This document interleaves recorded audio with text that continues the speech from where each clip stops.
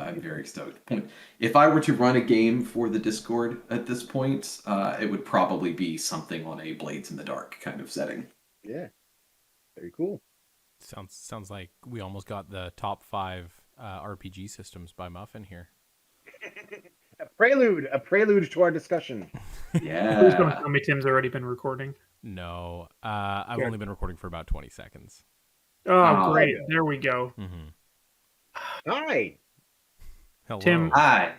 Hi. I hate that you do that. Yeah. But hello, everybody. I guess now it means I have to do a formal introduction since I've become aware of the start of the podcast. Yeah, it's your responsibility now. All right, folks. We're on episode 8 of the Isolation Squadcast. That doesn't sound right. I think it's 7. 7. Fine. It's episode 7. Higher than a single hand, the reliability of the counting is going to go down. Yeah, my notepad, my sticky note with episode numbers on my monitor over here is filled. So, yeah, yes, that's where we got to. Anyway, episode 7 of the Isolation Squadcast. I am your toasted host with the most pronouns he, him, joined by my 3 usual fellows, Tim, Muffin, and Roman, all he, him, I believe. Sorry I stole your intros this week, folks. But today we are talking about the 5 most important video games to each of us. Trying something a little bit different here, maybe go with a little bit of format, see how this feels. Hopefully have some nice discussion on some nice moments in everybody's life. Get a little insight. When Toast asked to see our most important games, he never expected to hear these.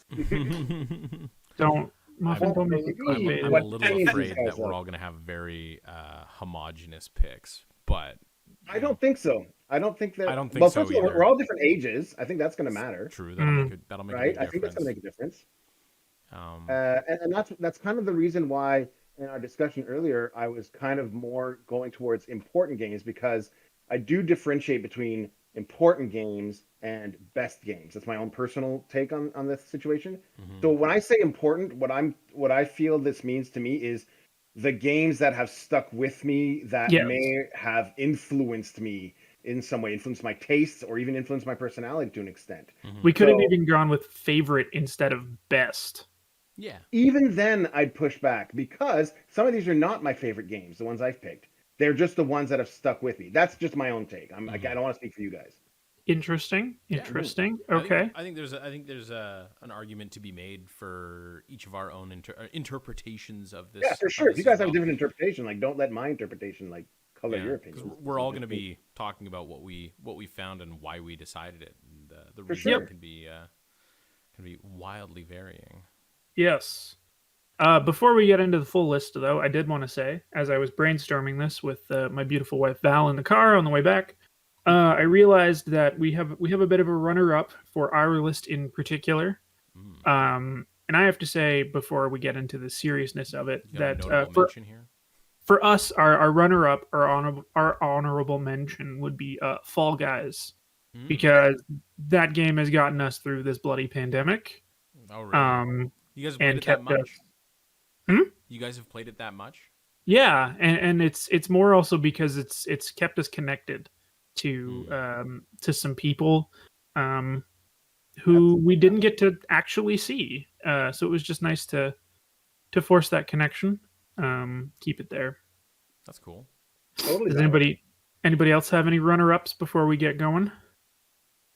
I stopped myself because if I started thinking like that, I'd have a never-ending list. I really was. I was very disciplined. I was like, I'm gonna keep it to a tight 5, and because we're gonna be talking for 2 hours if we start going into that territory. Oh, whoa! Well, I would pick one though for that. I would say Dungeon Siege 3 in that case. Okay. It's very specifically Dungeon Siege 3, which is a game that a lot of people simply haven't played and kind of got pilloried in a lot of ways. Yeah, it's like, it's just trying to beat Diablo. I don't know what it is. Oh, is it an RPG? It is an action RPG. It very much is like Diablo 2, Diablo 3, and that kind of structure. It actually has some really clever storytelling elements to it. The premise of the game is you are a member of the 10th Legion, a descendant of the members of the 10th Legion. who in the Dungeon Siege universe were blamed for things that didn't happen, and they got destroyed by everyone. And you are now descendants of this legion, and you're trying to sort of rebuild it. And there are, I mean, it plays, if you've played Diablo or any of those isometric, angled top-down action RPG games like Baldur's Gate Dark Alliance, you know how the game plays. There are 4 characters. They play, differently. Some of them very, very differently. Items are not really randomly. Sometimes they're random, but certain items are always found in the exact same places in the exact same ways. It's not anything else. Some of the writing is just really, really funny. Like there's a part where you go to a city that's mainly run by a whole bunch of automatons. Like that's the city's guard and everything. And when you come to the door, like they recognize you, but they talk to you like automatons. Like, I see you are and then there's a pause as that like processes 10th Legionnaire. And it's like, it's delightful. This is delightful. Nice. And the goblins are cute. And there's a part where you get to help the trolls that run the city forge unionize. Ooh. Power to the trolls Labor. running the city's forge. That's awesome. But the reason I picked that one is because that's one of the first games that my wife and I really played together co-op. And it was just like a real bonding experience for me and her to find this game that we both liked. And like, let's play this together. And I mean, it was a fucking ball. We played through that game so many times, and it's not a game that has a lot of replayability, let me tell you. But it's good. Anyway, that'd be my runner-up. Nice. Tim, how about you? Man, You don't have to have one if you don't want. No, I thought of one in the meantime. Now that you brought it up, I'll toss in Mass Effect 2 because I've already talked about it in this podcast, so I don't have to go into it deep. It resonated with me. It struck a chord. It's one of those ones that'll just like I'll never forget how good that game hit. Nice. And it's there's games that have done it. I'm sure there will be games that did do it better, do it differently, but it didn't quite make my list of the top 5, but it did feel like one of those ones where I could just, that would be one of them. That's great. Yeah. Mass Effect did not make my list, but it could have easily. I played through all of 2 I did a 24-hour Child's Play stream once. Oh, nice. And I played through the entire game in one sitting. That was pretty crazy. Cool. But yes, I did come up with a runner-up after all. This is a runner-up not because it's a good game, because it's not, but it did form my sense of humor, and it's representative of a period in my life when I went on a huge graphical adventure kick. So like in the late Monkey Island. Yes, Monkey Island 2 specifically. Absolutely. So like I said, it's not a good game because the logic in that game makes no sense, but the humor is top notch, and I still quote that game like randomly, like it's embedded in my brain. It's Tim Schafer, right? Like, was it Tim Schafer? It might have been. I don't think so. It's not Double Fine. Oh no, you're right. That's Double Fine. Sorry. Yeah, but Double Fine came after though. Double Fine may not have existed. Did Tim Schafer come from Lucasfilm or LucasArts? No, LucasArts did Monkey Island. Yeah, but Monkey Island. Zach McCracken. There we go. Okay. So I wouldn't recommend it necessarily, but it hit me in a time of my life where I was just like, Monkey Island, didn't they? There is, and I have so. it. Yeah. They remastered it. Actually, Tim Schafer and Dave Grossman co-wrote the game's plot.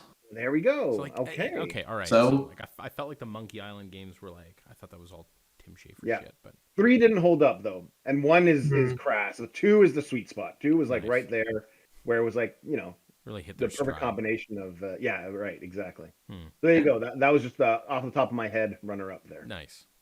Good choice. Well, before we get into the actual components of the pod, what's everybody drinking tonight? I have not refilled. Should I go refill before we start? Nothing for me. I'm not going to refill. Yeah. But I'm assuming Muffin's still got brandy. I am drinking a not good brandy. I've seen you grimace, and I wanted to check in, but other people were talking. I didn't want to interrupt. This is Ciroc, the very Ciroc VS, which is not cognac. It's just a brandy. Turns out it's partially owned by Puff Daddy.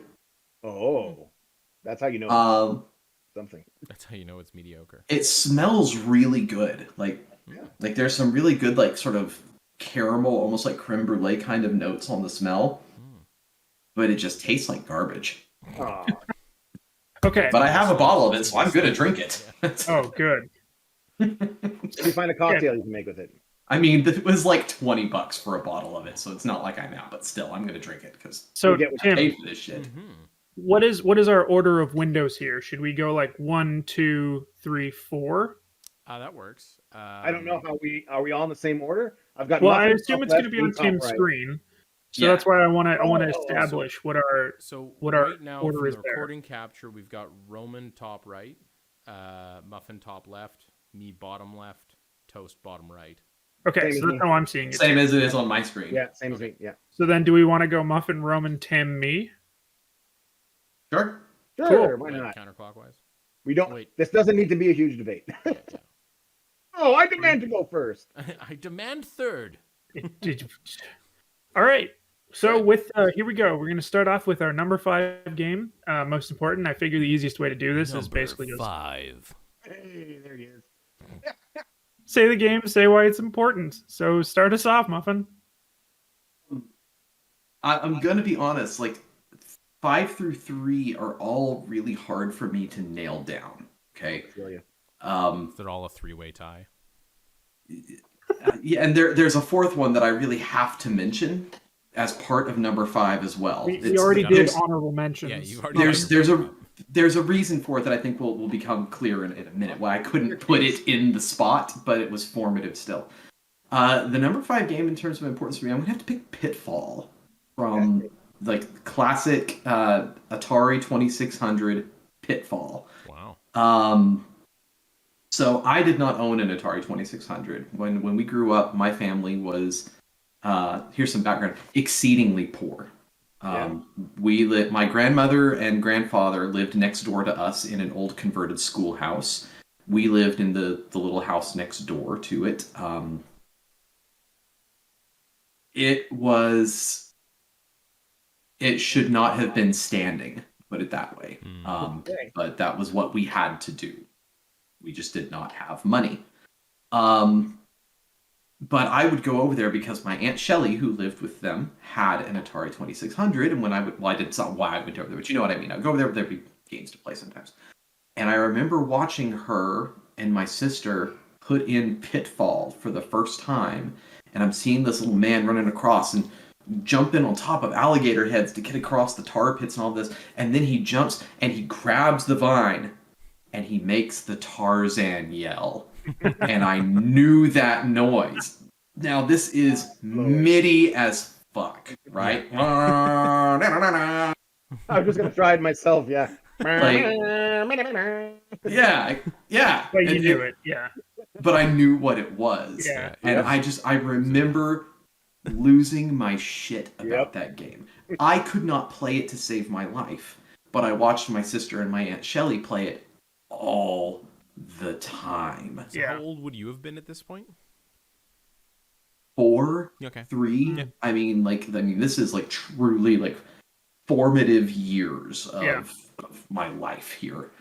There were lots of games in the Atari 2600 that we either watched them play or that I played. You know, Pac-Man. They played Adventure. They played Combat with an exclamation point. Combat. Where these little tanks shooting at each other and all of this. All sorts of games were played, but I really heavily remember Pitfall. Similar thing with Super Mario Bros. 3 on the NES. Yeah. So, but I have to say that there's another one that stands out there that I almost picked instead of Pitfall, and I didn't for a good reason, and that game was Custer's Revenge. Oh boy. Same Tell me era. you can actually have that game. My Aunt Shelley owned that game. Oh, come on. Why? Aunt Shelley was a dirty bird. And the thing is, I had no idea what it was. I thought, oh, there's the man in his cowboy hat, and that must be his gun sticking out on front of his hip like that. And look, he's running across the road. He's got to get over. He's trying to help this woman. He's trying to pull her off of the cactus. And they're not sure. This is super NSFW. Do not look up Custer's Revenge box art while you're at work. Do it on your own private time. Oh my. Because that is like one of the first X-rated games. that was. It's also, I mean, it's called Custer's Revenge for a reason. Yeah, it's pretty rape horrible, features into it. It's not just NSFW. It's like bad. It is. NSFL. Not, Yeah. Yeah, So, it's not safe. That's why I couldn't put that one, but I have very vivid memories of going over there, pulling out the Atari, seeing this game that I couldn't read at the time. I was just like, okay, Cool. There's a dude in a cowboy hat here. Pop that in and play it, and I'm like, I have no idea what I'm playing, but I got really good at Custer's Revenge as a child. My lord, That's, I'm still super curious as to what would drive an adult to buy that game. Like, to me, that game might as well be a myth. I've never seen it in the wild. I know of it, of course. I grew up with that fucking That game. is crazy to me. That's the only one that the only one of like the X-rated Atari games that she owned, and I don't know if she knew that that's what it was when she bought it, because at least I don't think that she's that kind of person, but I could be wrong. Who knows?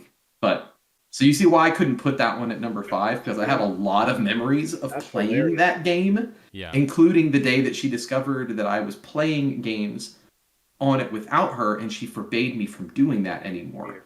I happened to be playing that game. I don't know, but there you go. But I picked Pitfall instead of that one. Good choice, and that is a hilarious safer. story, That's a safer thank pick. you for sharing it. There you go. It's gonna so there's keep my us, number. keep us on YouTube. Thanks, Muffin. Thanks, Muffin. Oh please, as if there's lots. I of do what I can on YouTube that talk about that game. If Int ever watches this episode, for you, Int, yes, that is the same Shelly that you know and love from Facebook. Oh, hey, personal stakes. All right, Roman, you're up. Sure. Well, so I think I'm going to do the same thing that Muffin's doing. I'm kind of going to go in chronological order, sort of, kind of. Muffin, you don't have to drink it. You realize this, right? No, he was just really upset with how you're jumping on his shtick. He's fine with the brandy. That was the face he pulled when you're like... He's just mad at me. Yeah, exactly.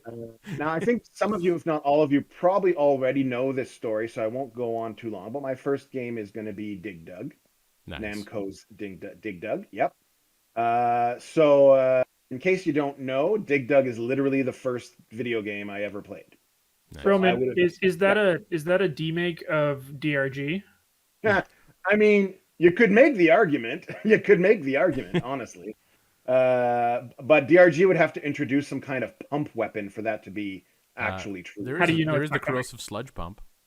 So I haven't seen that yet. Oh, but okay. well, as the driller, you should really fucking play and unlock the. I haven't the played with you guys in a while. I know I'm slacking. I know. But yeah. So for those who don't know the story, I would have been about 4 or 5, probably around the same age you were, Muffin. And my dad would take me with him to go shopping or whatever at the local mall. So I'm from a small-ish town. So the mall to us was this simple 2-story. I don't know how big it was, but you could see from one end to the other. So it wasn't exactly impressive by modern day standards. But at the time, that was the big mall. And my dad would basically, when at the arcade in question, so this would have been like 1982, 83. So on the way out at the exit was this arcade. Now, my dad did not like arcades. He thought arcades were hives of scum and villainy. However,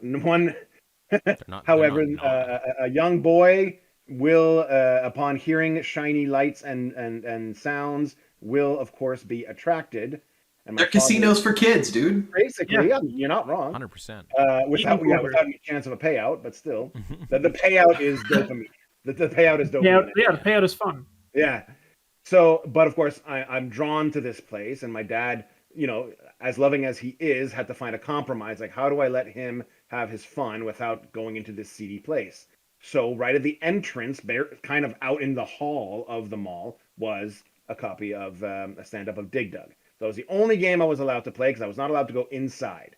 And he would give me 1 shiny quarter on every odd week that we went there. And he's like, here you go. You get 1 game. That's it. 1 play. And of course, I was a baby. I was like, whatever, 3, 4, 4, well, probably more like 4 or 5, but still. And so I got to play the 1 quarter. I would do okay. I would make it like stage 3 or 4, as I recall. Like I would last a good 10 minutes as a kid, which is not bad. And I just have the memory of being so hopped up on happy brain chemicals that my hands would be like literally shaking after I was on it. That was awesome. And that was it. And then my dad would take me away and off we went back home. So that is by far the most impactful game that on me, because that is what informed my hobbies for the rest of my life, basically.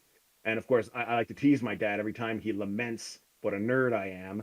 It's like, it's all your fault. You let me play Dig Dug when I was 5. This is all on you, mister. Yeah, 100%. So there And you you picked this one? Game. Well, I picked it as my number 5 because it doesn't hold up. It's not a good game. It's an old. No, that should have been your number 1. Like my number 1 game is going to be like this was it. Yeah. Okay. Yes. Fair criticism. I won't push back too. Oh, I'm not criticizing. It's the reason I went list, first buddy. because Muffin's just happy now. His shtick is his again. Yeah. He knows this is I do believe there is a more formative game that for me that will be not my number 1. But I'm going in roughly chronological order, with my number 1 being the exception. And I thought Dig Dug was a good place to start because it's literally the first game that got me started. Narratively fulfilling. Start with the start. Criticize if you will. That's the path I chose. There you go. That's my no criticism. Nice. Good choice, man. I Can I decided ask to you a question my real number fast? 5. Oh, These are all video games, right?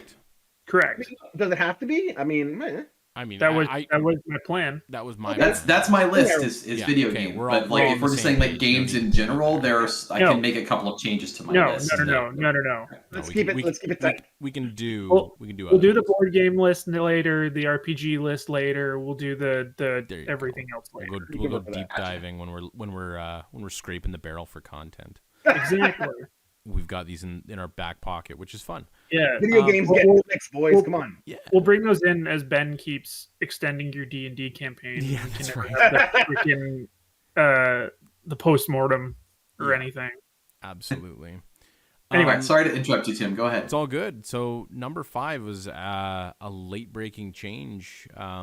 Just with Roman's comment on the arcade. So when I was a kid, probably more like 9, 10, my family would go on a vacation to this place called Fairmont. It's like a golf town in British Columbia. Beautiful place. Really, really nice. We still go there every year. But their rec center had like this shitty arcade. It was fucking awful. Had like 5 cabinets in it. But one of the cabs was this driving/shooting game called Lucky and Wild. No way. That's Yes. a rare one. You don't see that one very often. No, and we would. So my cousin Tyler and I. Oh yeah.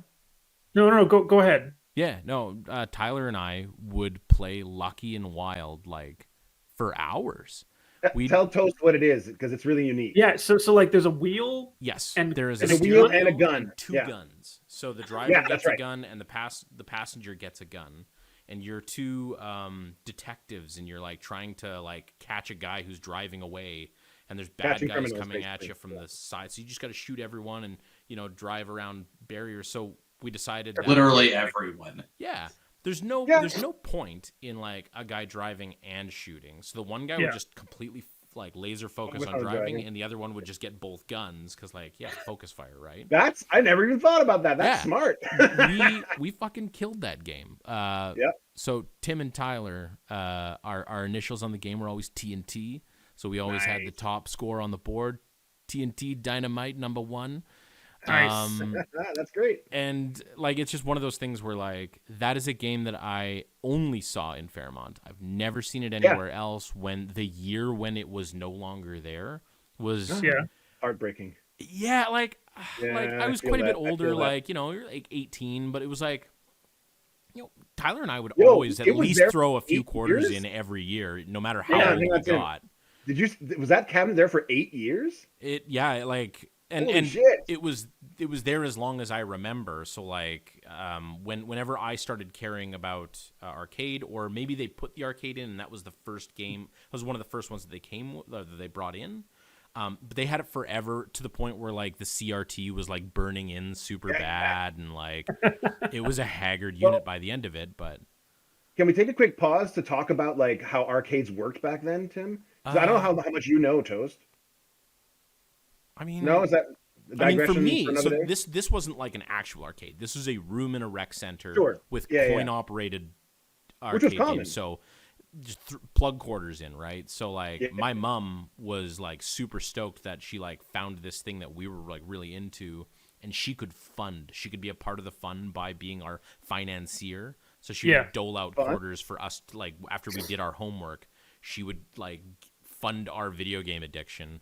And that was like, yeah, it was just a super fun way. It was a supportive enabler. Yeah, exactly. She was really good much that way. much like Roman's dad with Dig. No. My dad was a begrudging enabler. Oh yeah, every time and throughout my life during the arcade times, every time I asked for a quarter, whether it be my dad or my mom, it'd always be like, yeah, every time. Yeah. So that was my upbringing. But so it's fun for me to hear about yours, Tim, where it's like, yeah, go for it. Yeah. And it's like, You guys did your homework. Well, here's like $8 worth of quarters. No way. Yeah. Oh well, it was my between God. I'd be lucky to get myself, $1. Tyler, Evan, and Joel and Cheryl. So it was like Ew. 5 of us splitting it. But like it was a shitload of quarters. Like Yeah. And yeah. we'd have fun for like a few hours in there. Oh yeah, that's awesome. Yeah. So like shitty game. Like, well, I mean, that wasn't bad. But and not super memorable. It was but fun. that one's a bit of a deep cut, and that's a little bit of an origin, a Tim origin. Yeah, that's cool, story. man. That's cool. Anyway, thank you for indulging. Thanks for that, Tim. Yeah, I love it. All right. Well, my number 5. I feel like I'm bucking a bit of a trend here, and I'm not gonna lie. I'm gonna cheat a little bit. Uh-oh. My number 5, I'll say, is Custer's technically Revenge. no. It is actually going to be Super Smash Ultimate. What's wrong with that? Why is that? The reason I'm saying I'm cheating technically is because actually I want to use this number to represent the entire Super Smash series. Because as we were driving home, it's actually funny because I realized that there were because like there actually were my favorite's Project M, but that's technically a mod. So it's funny because like it's not actually one of my favorite games. Babe. Sorry, there's a nice guest spot by my beautiful wife. Thank you. She's keeping you hydrated. Look at her. Yeah. You helped me with it. You already knew what it was. So what I was saying, right? Super Smash isn't my favorite game.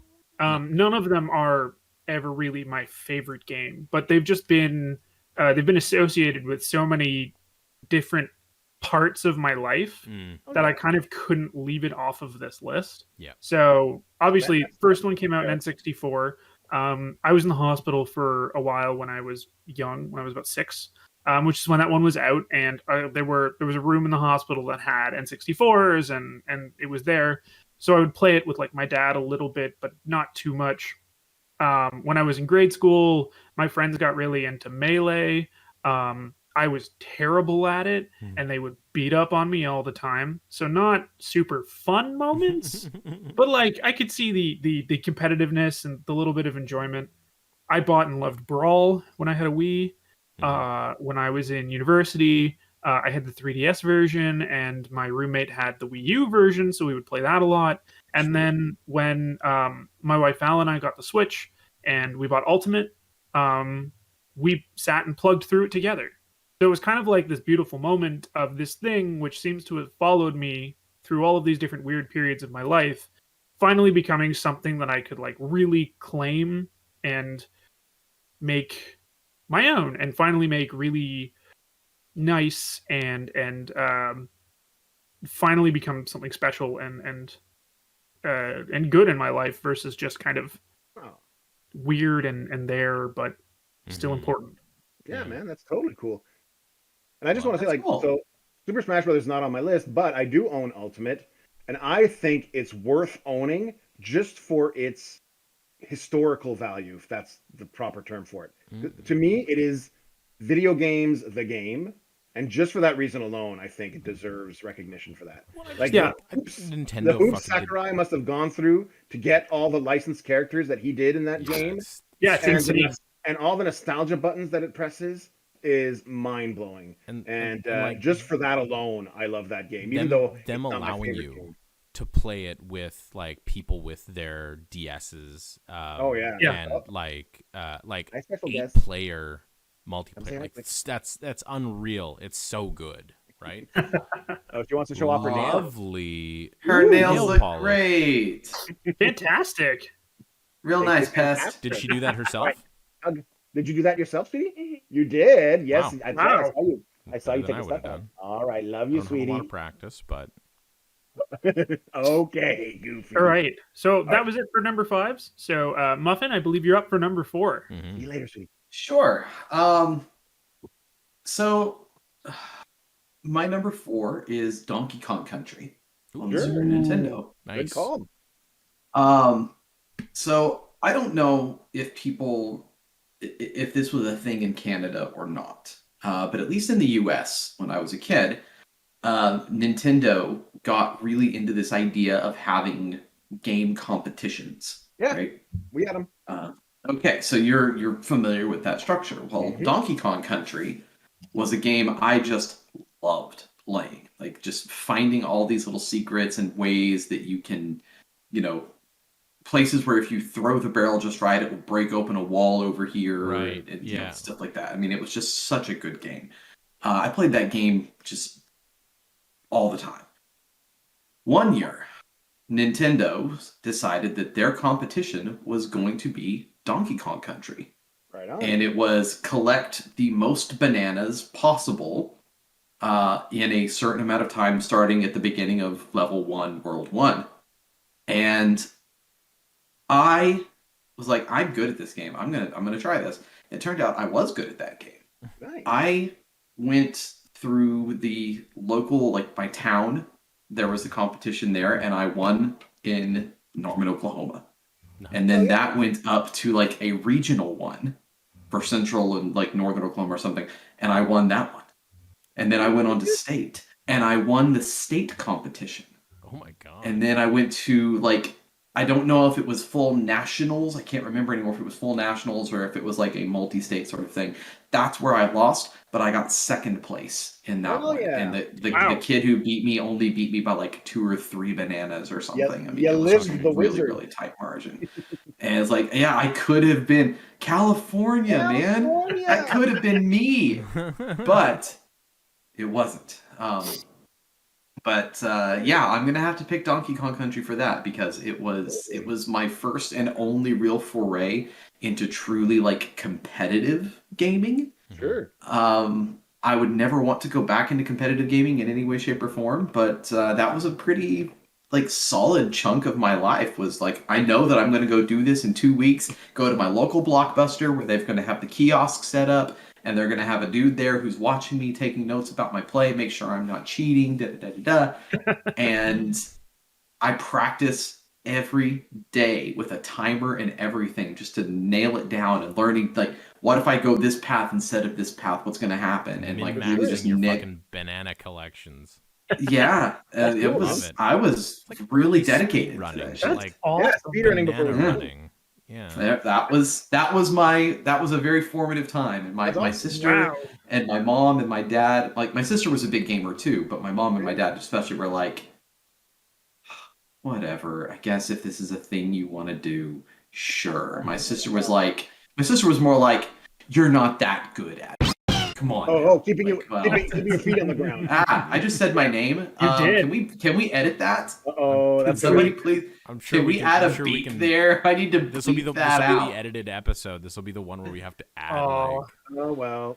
yeah. Now, Coach, you know your feet is down, eh? Yeah. Add in the Tim, bleep, Tim. is my video all messed up? No, It's you're not there. a little fuzzy, but it usually kind of comes and goes. Oh, I'm not seeing Yeah. anything. I'm just seeing his camera's off. I No, got that camera off. you're on my screen. Oh, okay. good. Hopefully it'll come back on yours then, Roman. It's all good. It's all good. Because I am here.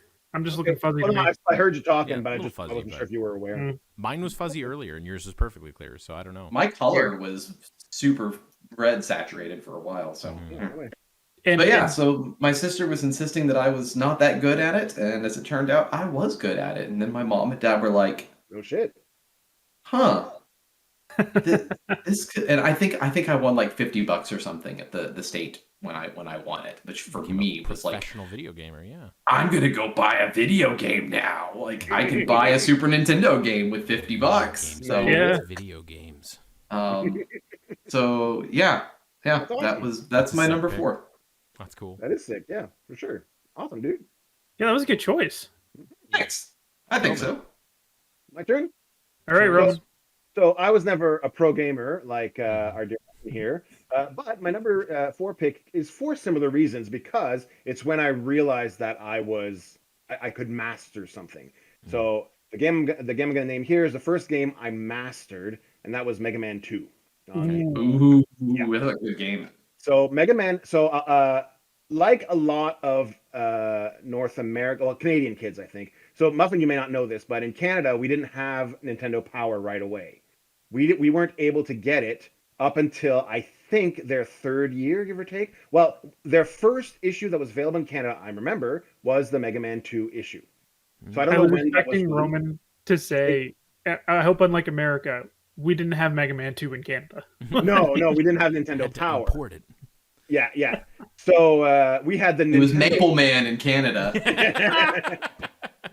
But the first issue, so I was already well into the gaming rabbit hole by then. I had an Atari as a little kid. So by the time the Nintendo came out was what, 85, 86, if I recall. So by now I'm coming up to 9, 10 years old. And I'm like full on like nerd mode, and I'm hearing about this thing and I'm losing my mind. My parents knew it. And they had bought me, well, I have a brother and a sister. So they bought the 3 kids a Nintendo and a tiny, like 14-inch TV to play it on that we had in our upstairs rec room. But of course, it was really only for me because my brother and sister didn't really care. So, of course, like everyone, I had Super Mario on it, which is great, of course. But I was a huge fan. I would devour anything I could about Nintendo games, which included those like crappy little books you could buy at the bookstore, like "Get Great at Nintendo Games." Yeah. You know, remember those?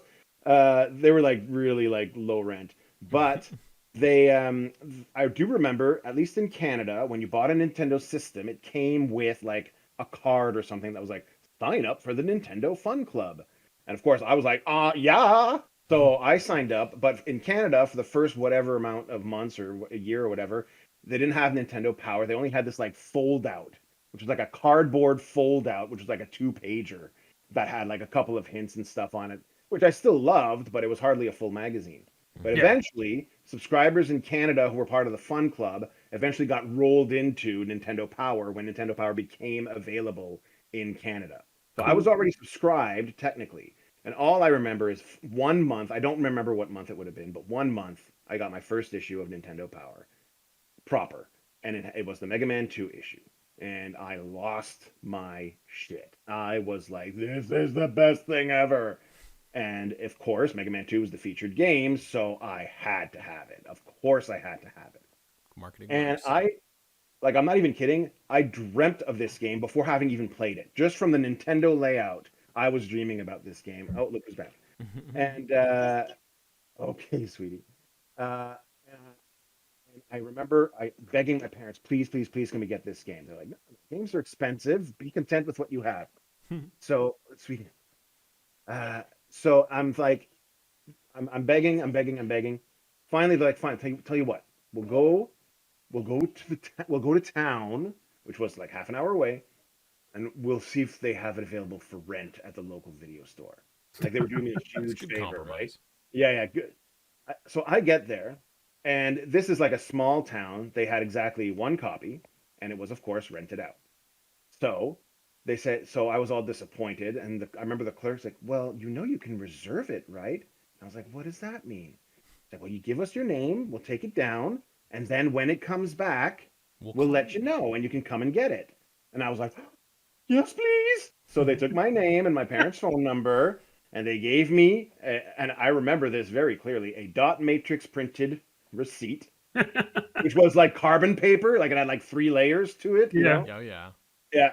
And they're like, you hang on to that. That's your receipt. That's proof that you've reserved it. So you hang on to that so that like, when we call you to rip come off the back, you have to sides and exactly. separate it and That's give you right. 1/2.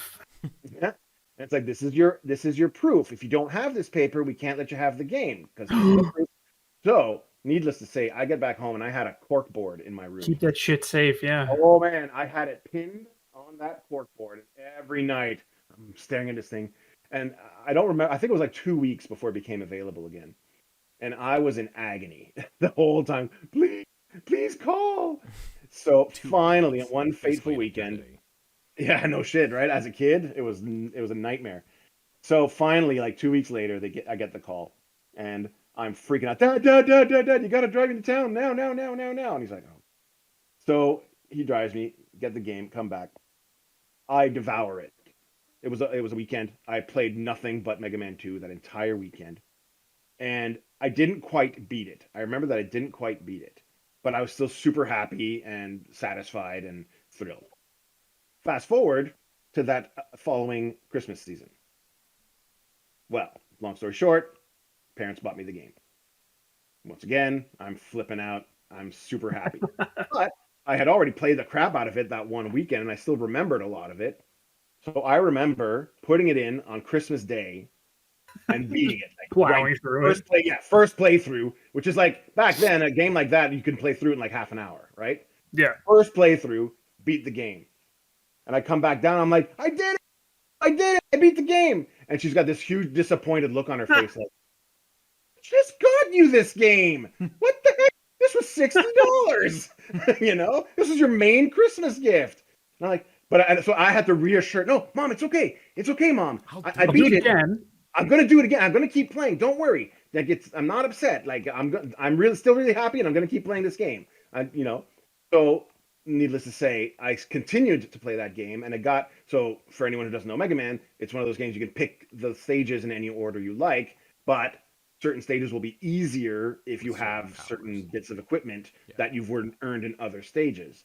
So there's like an optimal path that will make it the easiest, basically, if you do it in that order, but you don't have to. You can do it in any order you want.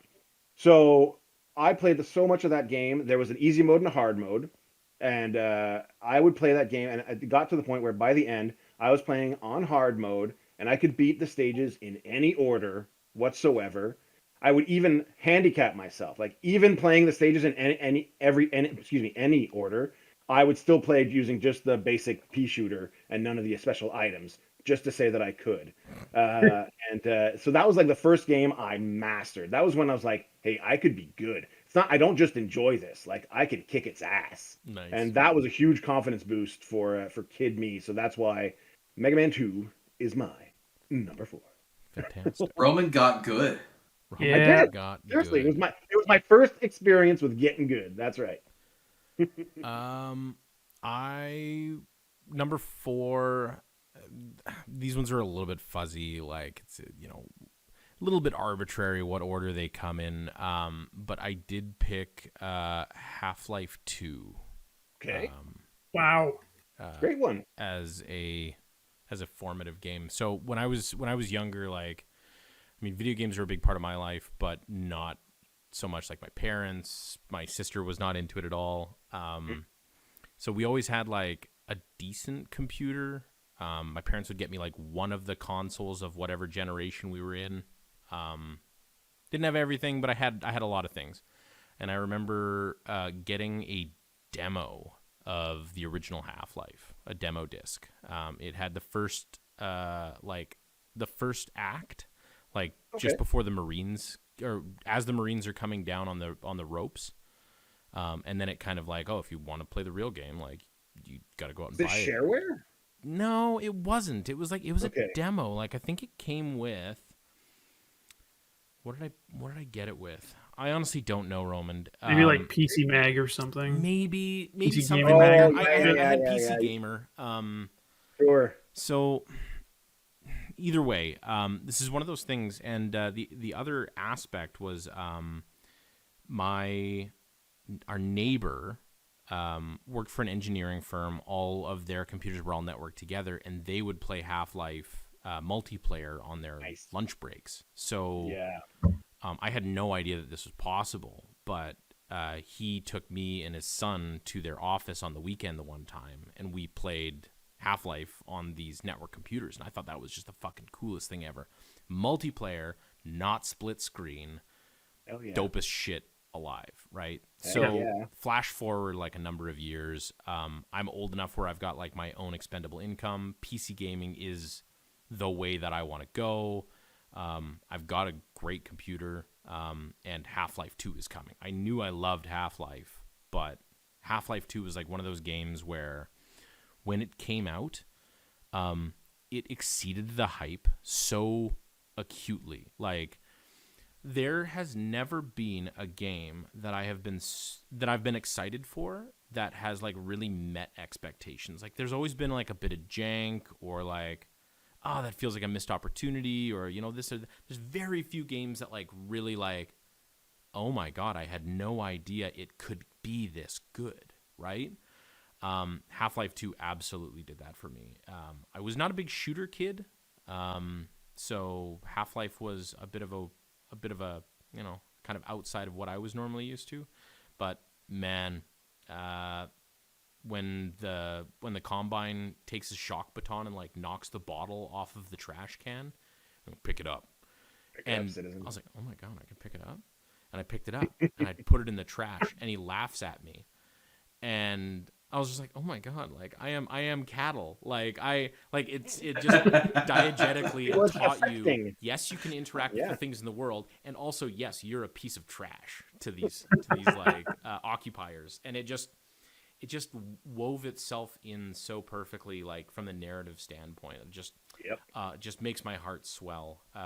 So Half-Life 2, it also gave us Gary's mod, which like I can't thank the creators of Gary's mod enough for all the joy that it's brought the world, and all the machinima stuff that you could do with it. So anyway, Half-Life 2, nice, short, sweet.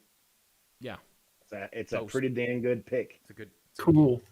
Well, you know what, Tim? I'm going to spin off of that a little bit, because my number 4 is also. I picked it mostly because it was the moment in time where I really felt like not only could gaming become a legitimate like hobby for me, but something that I could feel was full of novel experiences. And it's funny that you mentioned talking about Half-Life 2 exceeding the hype for yourself, because I also feel like one of the sequels of this game did that for me as well. Okay. Now, before I tell you the game, I want you guys to picture this.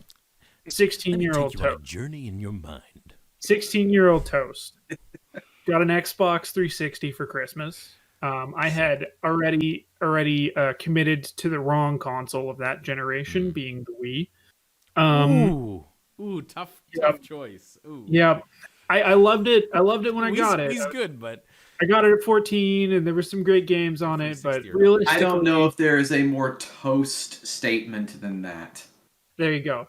So anyway, we got a 360, and I finally had the opportunity to buy some of these games that friends had been telling me about, but I couldn't get because the Wii was incredibly underpowered. And one of the first games that I bought, because I knew I absolutely needed to play this freaking game, was Bioshock. Fuck yeah. Sure. And I was not prepared for how good Bioshock was, or what it was going to do to me. Now, again, the reason I want to say I was 16 is because 16-year-old Toast was a complete shithead. And it took all of the things I thought I understood about communism and collectivism and Ayn Rand philosophy and just stuck them in a jar and shook them all up, and made me realize that not only could a game be fun to play, but be interesting to think about and experience, and force you to think on not only yourself, but what you're actually doing in place of a game. Like in terms of the whole, the whole fact that the protagonist in the game is arguably a slave because he's being manipulated through certain phrases and whatnot. And that's a huge statement on what you are doing as a gamer as well, by being told what to do through the game. It's really meta and strange. But and I wasn't prepared for that. But in a beautiful way. Yes, in an incredibly beautiful way. and the scenery and the music, it's horrifying. It's beautiful. I have never played it again. Oh, and I should also note that prior to this, I had tried to get it on PC and play it, but our family PC couldn't run the damn thing. Mm-hmm. So I was waiting for years, arguably, to try and experience this thing and could never do it. But then also the reason you mentioned Half-Life 2, I would argue that Bioshock Infinite lived up for the hype for me as well, even though it's arguably a very different game, and looking back on it, maybe not as impactful as the original. I do still remember playing it immediately after it came out, gunning my way through the story, sitting after the fact and being like, wow, that was awesome. That was a trip. Yeah. Good choice. Yeah.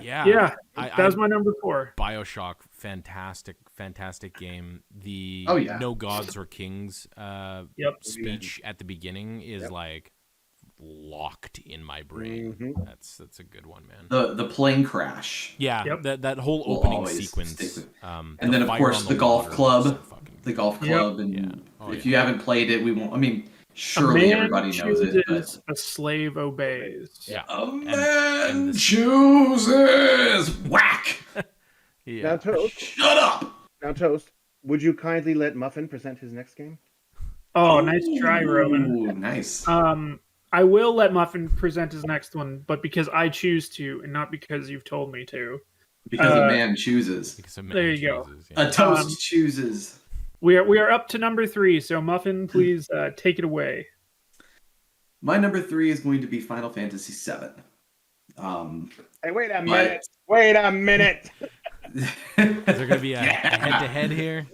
I think there's going to be a crossover at some point. Yeah, but not the PlayStation version. Oh, the remake? The PC version. Oh. So not the remake, but the PC version that came out back in the day. Yes. Okay. Yes. Did that make a significant difference? Yeah. Okay. Yeah, it did. Cool. So there's a few reasons that I have to pick Final Fantasy VII here for a couple of reasons. I remember walking through a store called Hastings. It was your entertainment superstore. If you are from Texas, or if you are all familiar with sort of the south of the U.S., this was a really big chain. In fact, it was a chain for a very long time. I ended up working there through college for a long time. Yeah. But I remember during high school, late junior high, early high school, one of the two, walking through Hastings with my mother and seeing this big white box, Final Fantasy VII. Now, I'd heard of this game, but I'd never played it, but I knew people who played it, and I was like, Mom, can we get this? I know it's not my birthday or anything, but this I really want to play this. I know people play. And for whatever reason, my mom this was about the time in my life that my family was really transitioning away from being poor to being like fully kind of middle class. And so my mom was just like, you know what, honey? Yeah, we're going to get this for you. Great. And I took it home. I installed it onto my computer, my family computer. Installed it on the computer, and it didn't work. Yes. Just like I tried to turn it on, and you would like see like there's the screen would do a thing, and then the characters would be there, but there'd be no imagery. Nothing would happen. The cinematic would play, but then like that opening cinematic, that iconic opening cinematic. If anything is truly iconic, opening to Final Fantasy VII is iconic at this point.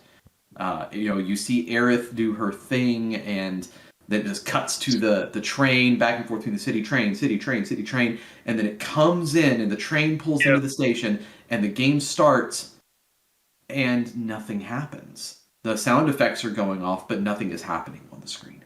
Oh, man. I'm heartbroken. I don't know what's going on. This is one of two reasons I had to pick Final Fantasy VII here, because it was the first game that made me realize sometimes when you do things with a computer, it's not just plug and play. You've got to figure out what's up. And I spent 3 days troubleshooting online, as much as online existed then, through literally using America Online, AOL with the dial-up modem. That was me. Going through forums, trying to find out what was going on. downloading patches and like OpenGL, like tweaking OpenGL on this old computer to get it to work. And it finally worked. After 3 days of effort on my part, I got it to work.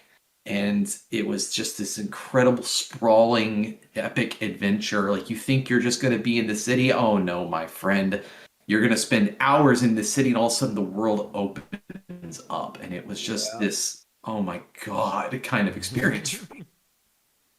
But the other reason that I had to pick it here, because lots of games have kind of done that, is because it was also the first game that got me really into role-playing. So I was on America Online. They had chat rooms very similar to IRC chat rooms. And I met people through these rooms who played, various kinds of games and things. And I met some people who were really into Final Fantasy VII, and we started an AOL guild. Nice. For the Shinra Power Company. We were the Shinra Electric Company. I got to roleplay Rufus Shinra. Bitches. It was fucking great. I still have memories of just like how much fun it was for us to tell these stories pretending to be Rufus, and then my friends were, one of them was the leader of the Turks, whose name I cannot remember now. Reno? No, there was Reno and Rude, the other one. Not Vincent, not the girl Elena. The leader. The leader of the Turks. The one who's Kate Sith? No, that was Reeve, who worked for Shinra. Yeah. Quick, Tim, come on. You know this. I don't. Never a PlayStation kid. Never a JRPG kid. I've never Sang. played. There we go. Never Sang. played Final Fantasy VII. Sang. Oh, God. Sang. T-S-E-N-G. Okay. Yeah, So a friend of mine played Sang, another played Reno, another played Rude, and I got to be Rufus, and it was just, it was so much fun. And it was just the dorkiest thing ever. Just a bunch of, like high school kids pretending to be characters in their favorite game and running this guild. But they had it, there was this whole like guild community on AOL's chat rooms that was dedicated to like, no, we're going to play with sort of understood rules. And there was actually, you could roll dice and stuff like that. We would just roll dice. We're like, fuck it. Dice. Put the dice aside. I don't know what this is. It's going to be D14. Fuck it. Who cares? And and we were like the dominant Final Fantasy VII guild for a long time. And until I just kind of got tired and fell off of doing it and all of that. But yeah, that's Final Fantasy VII has to be my number 3, because not only did it teach me something about how to really work with software and what you had to do to maintain software sometimes and to get things to work and be compatible, but it also really got me into roleplay and telling my own stories with other people. You heard it here first, folks. Before he was Muffin, he was Rufus. Before he was Muffin, he was Rufus Shinra. And Toast... On that note, Toast drops the mic and walks them Heats himself out with us. Is he still in the chat? Oh, there he is. There he is. Popping in and out. Welcome back, Toast. Yeah, that was weird. We just assumed that you were mic dropping there. Like, you heard it first. He was Rufus. Gone. Before he was Muffin, he was Rufus. I was X, Rufus Shinra X. That was me on AOL. And if you knew the name... Man. My esteem of you just went down. You had X's in your name. If you knew the name, you were afraid of him because he ran it. He ran that shit. My first one was Game Man X, Gameman X, and a family member pointed out that sounds like Gay Man X, and young child in Oklahoma, and he was like, "Oh no, delete!" Oh, no. So. My one claim to fame is that I've never once had a username that had an X in it. Well, let's change that. Romantic Undead X. No need. It's a unique enough name. It's one of the main motivating factors behind me picking that screen name, because it was unique. Everywhere I went, no one else had it picked. So there you go. Perfect. Anyway, Roman, number 3, you're up. Number 3, Roman. All right. For my number 3, I have picked Doom, the original on PC. Doom. So, now in my case, and it's still roughly chronological here, Back in those days, I was new to PC gaming, and my father got a bonus at work. Both my parents were teachers, but he got a bonus that year, and with that bonus, he decided to buy us a PC. So this would have been early 90s. I don't remember the exact year, but I remember the PC, which was a Tandy Sensation from Radio Shack. And Nice. it was a 486 25 megahertz, if I remember correctly, with 4 gigs, oh Christ, 4 megs of RAM. And so the reason I put Doom on this list is because it was the main game that I played on that system. But the funny thing is, and I've brought it up before, but I wanted to bring it up in this context, is that this thing was so bare bones that it could only fit one game on the hard drive at a time. It was only space, literally, for one game at a time. And I remember that Doom was exactly 14 megs. And I knew this because that's the number I had to keep in mind to make sure, like, if I got a new game, that it had to be 14 megs or under if I were to have space Doom for is it. the max. Yeah, Doom was Doom like the taps high it bar. out. It can't be bigger than Yeah. Doom. No. And the main two games that I would swap back and forth was Doom, and I remember it was the original Mortal Kombat. And Nice. Doom was 14 megs, and Mortal Kombat was 7. And I remember going back and forth on 3.5 floppy disks, having to reinstall every single time. And you never became a I serial wanted to- murderer or a cultist? You got like the two most violent video games out there. Hey, oh man, geez, you want to get into some Well, psychology? yeah, on look that at for a him sec? now. He's like a 40-year-old dude who plays D&D on Friday nights. And he works Like, for I cops. mean, he's- I was destined for this since the beginning, and we're all Satanists now. So that aside, so that's a big memory, of course, is swapping Doom in and out on this old janky ass first PC. But the other thing, of course, is Doom was also my first experience with programming, in the sense that I created Doom WADs, Doom levels, which were saved as WAD files, .wad. And so I remember I bought, there was a CD that you could buy. So this PC had a CD-ROM. CD-ROMs were brand new. Oh, by the way, this PC cost my parents like $3,000 in 1992 money. Jesus. Yeah, it was. But it was a CD-ROM when CD-ROMs were brand spanking new. I remember it was a one-time speed CD-ROM. Like, remember how they went 1 time, 2 time, 4 time, 32 time? There was a one-time speed CD-ROM. But I remember I was super into Doom, and I was at the Zellers or something, and they had like, remember they had like that bin. If you go to the software section, there'd be a bin of like shovelware, just like crap that no one really should be buying, and it was just in a bin. And you could just AOL discs everywhere. oh yeah, all kinds of junk like that. But they were all like they practically give them away. They'd be like $1 or $2, you know. And you could go through them, and I remember there was one that had Doom. It was a CD, and it had Doom on the cover. I'm like, oh, what's this? I was like, extra Doom levels plus Doom editor. I was like, what? You can make your own levels? Well, I gotta check this out.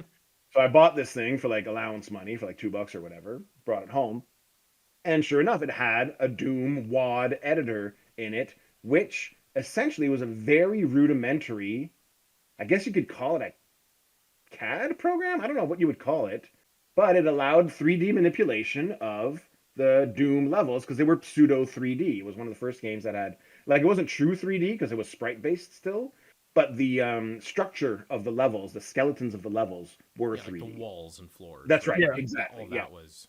So yeah, but then they just had like bitmaps plastered on top of them, basically, to act as stand-ins for textures. But that was like a revelation for me. Now I could do whatever I wanted, and so I spent so much time making a whole bunch of dumb levels that were like nigh unplayable. This wasn't Mario Maker. You could make unsolvable levels. You could just put like 20 cyber demons in a level and crash your computer. You know. And of course, one of the other things you could do is you could substitute the sounds. So all the sounds in the game were WAV files, which you could just go ahead and change and edit. And I remember, stupid, teenage brain, I'm going around. For whatever reason, I decided to change every single sound in the game to me mimicking that sound with my voice. So I wasn't even altering the sound. I was just mimicking it. So like literally like the step of the Cyberdemon was like I'm literally doing what I ended up recording. So I would literally do that in my crappy ass mic that I had as a kid and substitute the actual whatever sound for my voice. And I remember I wanted to show my sister one day and she was all freaked out. I was like, what the hell's wrong with your game? Why does it sound like this? Like it's so creepy and weird.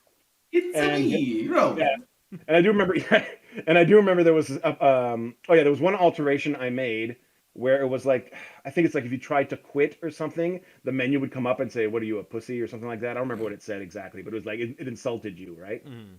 And there was a sound cue when you brought up that menu, and I changed that sound from whatever the basic like blip it was to me going, "I don't think so," and my sister would be freaked out by this. She would try to quit, and it would go, "I don't think so." She's like, What are you "What I wrong? do?" Yeah. I'm laughing. She's like, "Why are you laughing?" It's like it's just me. She's like, "What do you mean it's just you?" That's me. I That's changed, me. yeah. My voice. I changed I it. did the thing. She's like, "You didn't." I'm like, "No, I didn't." "Yes, I did. I'm telling you right now. I did that. That's my voice. That's your brother talking right now." "You're lying." Like she would not believe me. Like she thought it was literally like some kind of weird glitch or something that happened to the Change game. it to something where it like Yeah. uses Yeah. her name. Yeah. And at this point, I'm like, I don't understand why you don't believe me. He's like, you can't just change it. I'm like, yeah, you can. I got a program that lets me do it. That's impossible. I was like, okay, all right. But of course, that memory stuck with me because it kind of brought me to this place where I now know something. I now have a skill that not only do other members of my family not have, they don't even understand it. They Like don't it's believe magic that to them. that it exists. Yeah, yeah. To You've them, it's like broken past the arcane. bounds of their understanding. Exactly. Yeah. That was like, oh, I'm a wizard Transcended now. your family. Magic. Yeah, yeah. So there you go, and that is why Doom is my number 3. Nice. Mhm. Right, Tim? 3. Another late breaking change based on Muffin's example. My first Memorpaga was a free to play game called Tibia. Okay. Any of you guys familiar with that? No. It was Nope. a top. Did you all play Bones? No, it had nothing to do with Bones. It was, I don't know That's why weird. they called it Tibia. It was weird. It was right around the same time as RuneScape was like getting really popular. And Tibia, Oh, I remember RuneScape. yeah. So RuneScape had 3D graphics. This was just like pixel-based graphics. But this is the game. So I still maintain friends that I met online in Tibia. It was the first place that I met strangers online that I could consider friends, that I would look forward to logging on to and speaking with and chatting with. It was the first time that I like really got like a social like some actual social value out of the game. And it's also one of the games that taught me fear in video games. So the way that Tibia worked is you would start off on this little like tiny little island called Rook, and it's where all the rookies go. So you start off as a level 1, and then you do stuff. You kill rats. You sell cheese. You do whatever the fuck up until you get to level 8. Of course you do. Yep, 100%. You And then do. once you hit level 8, then you can go to Tibia.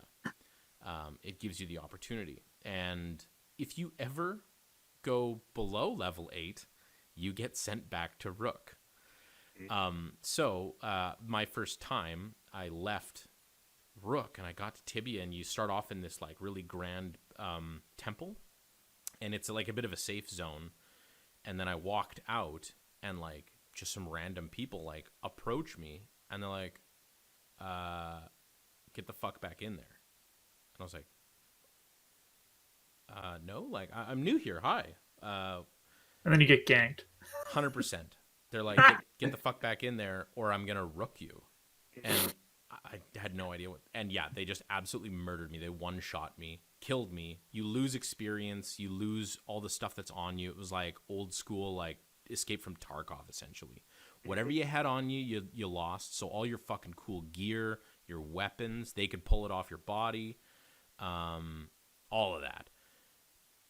And now, like, I had to like log off and just like walk away from the computer for a couple hours, go back on and pray that they weren't there. Because you can't do anything because these guys were like super hyper leveled, right? So eventually, like, it also taught me scamming. Yep. People would do this form of gambling called fast hands, where like you would like wager items and you'd like swap them into this like middle section where the other person could reach it, and if you could pull it back, then you kept the item, and then they would have to do the same thing with their item, and you're just trying to grab the item out of the middle area. But they had ways of like stealing your items. Anyway, this is all super esoteric. But Tibia is one of those things where like I had a friend in Australia, I had a friend from Brazil, I've got a friend from Hawaii, like all over the world. It wasn't just like randos from like America, North America, whatever. It was everywhere, and I still maintain three friends that I still talk to regularly on there. So, yeah, I don't know. Number 3, That's really cool. Like, I honestly forgot about it until you mentioned your online chat rooms and stuff, and I was like, oh my fucking god, how did I forget about Tibia? For sure. It's like that's like my guild memories from people talking about like WoW and stuff like that. It's like, nope, for me it was shitty free Tibia. All right, that's awesome, man. Yeah, it was fun. I never had any experiences like that. So sadly, you're not going to find anything like that on my list. I do remember playing RuneScape back in the day, and I was bad being too afraid of getting absolutely ganked. Mm-hmm. So I just never engaged. I spent all my time in the depot chatting. I didn't go out and do anything interesting in Tibia. I just made friends and talked. That was my chat room. So anyway. All right. Well, my number 3 is the toast get good moment, and that's because my number 3 is Dark Souls.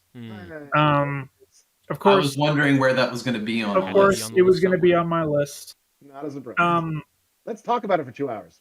No.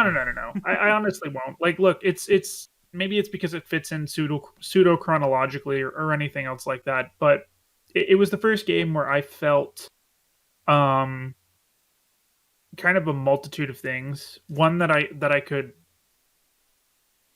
take something that seemed like it was a significant challenge, and I could actually get myself through it, even though it's an incredibly obtuse mess and there's a lot of it that's unfair and everything. I got hooked because of the world that it created and the content, the videos that people could put out talking about the story that exists beyond just the game itself.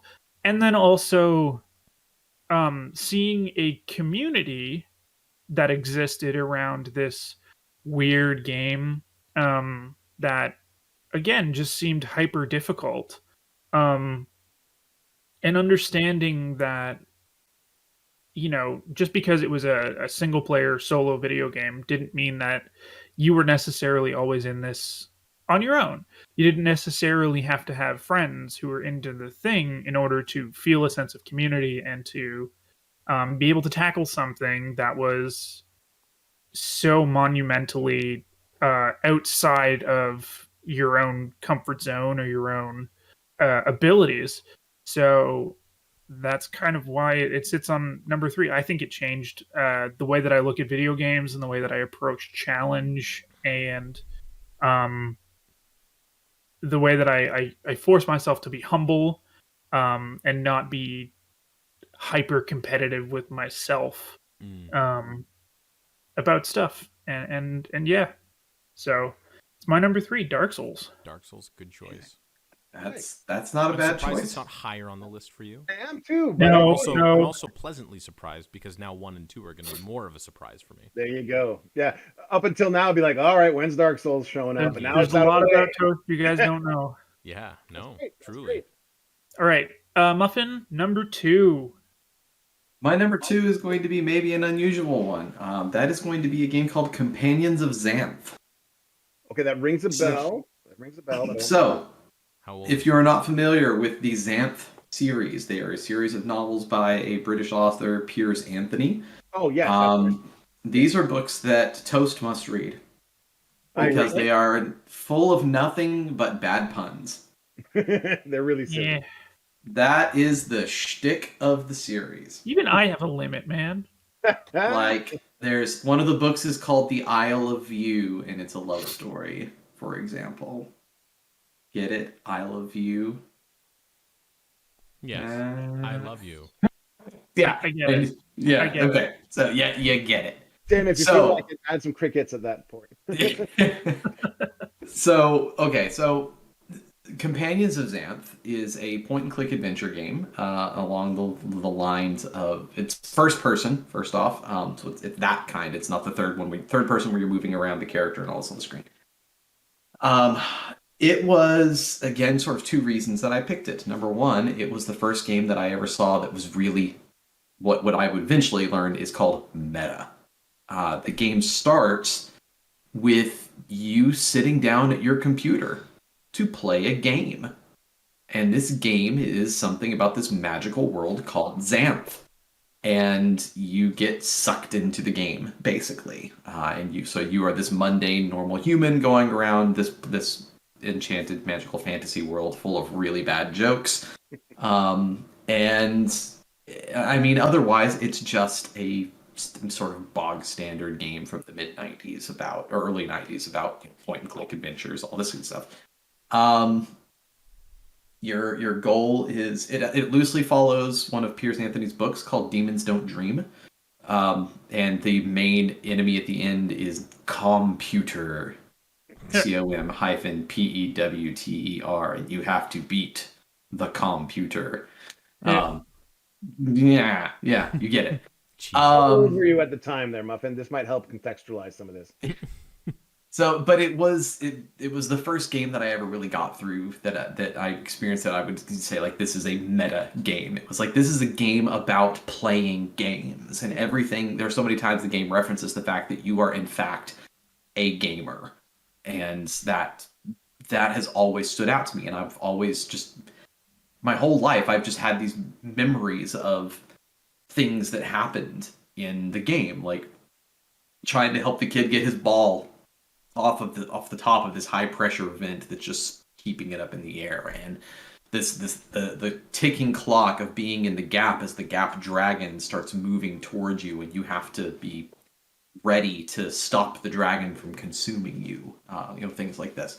And I remember all of these little things about it, and it keeps coming back to me. So that's one of the reasons. The other big reason is going to have to hold on for just a second.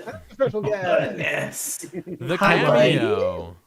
Yeah. What's your favorite video game, It's an buddy? episode of cameos. Hi. Yeah. Oh, you're waving at him. Say hi. You're so sweet, buddy. I love you. I'm glad you came to say goodnight. Can you say bye-bye? There we go. Attaboy. Hey, Bye. Not nearly as enthusiastic as it's been lately. It's been just happy as can be. He's getting tired. Yeah, bye-bye. All right, good night, little boy. Give me smooch. Go see mama. Take him to bed, baby. Thank you. Well, you might want Dada to take him to bed tonight, but Dada is having fun with his own thing tonight. Good night, buddy. I love you. Mwah. Okay, so reason number 2 that I picked Companions of Xanth. Sorry for the interruption. This will probably happen every time we do this show. Sorry. Okay. Likely. It's expected. If people aren't used to it by episode 7. So the other reason that this really stood out to me is that I didn't actually play this game. This game was owned by my best friend, Jacob. His mother played this game, and his mother was like a sister to my mother for their whole lives until eventually she got multiple sclerosis and bad things happened, you know. But I remember walking into their study one day while I was hanging out at Jacob's house and seeing her play this game, and I was like, this is real pretty. What is this? And she started the game over from the beginning because I was so interested in it. And she walked me through sort of like what this game is about and, you know, all of this. And I pick it because that was a pretty formative thing for me is interacting with Ginger in this way and coming to view, like, my house was a safe place for me to play games. I'm not saying that it wasn't, but her house was like the safe place for game stuff because she had all these games for her PC. I mean, like the Xanth games, she had all the Privateer, like Wingman and Privateer and stuff like this. She was a pharmacist, so she made good money.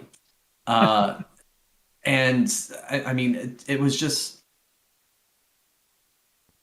over time, Jacob's house became the place where we would play games for the most. Like, I played games at home once my family, you know, sort of got financially stable, and we had these things at home. We would play them at home, but I would always go to Jacob's house to play all these different sorts of games and things with them.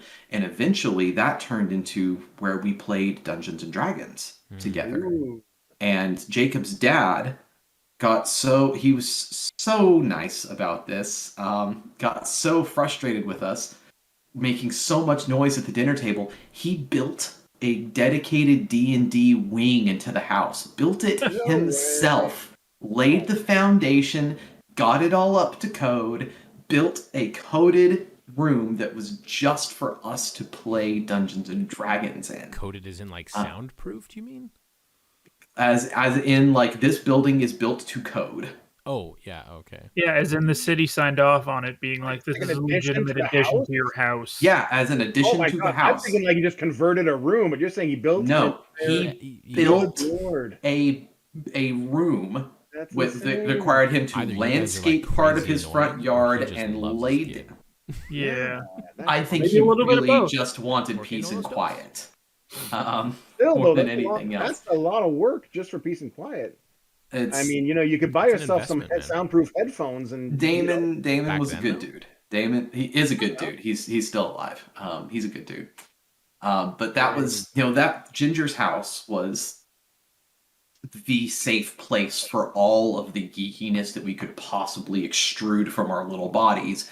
And Companions of Xanth, supportive friends like that, was the first game that I can remember really playing in that what would become a more than a decade of gaming goodness at Jacob's house. So Companions of Xanth for starting me down a trajectory that at the time I had no idea would be 15 years of the most important time of my life. That is awesome, and I am super jealous.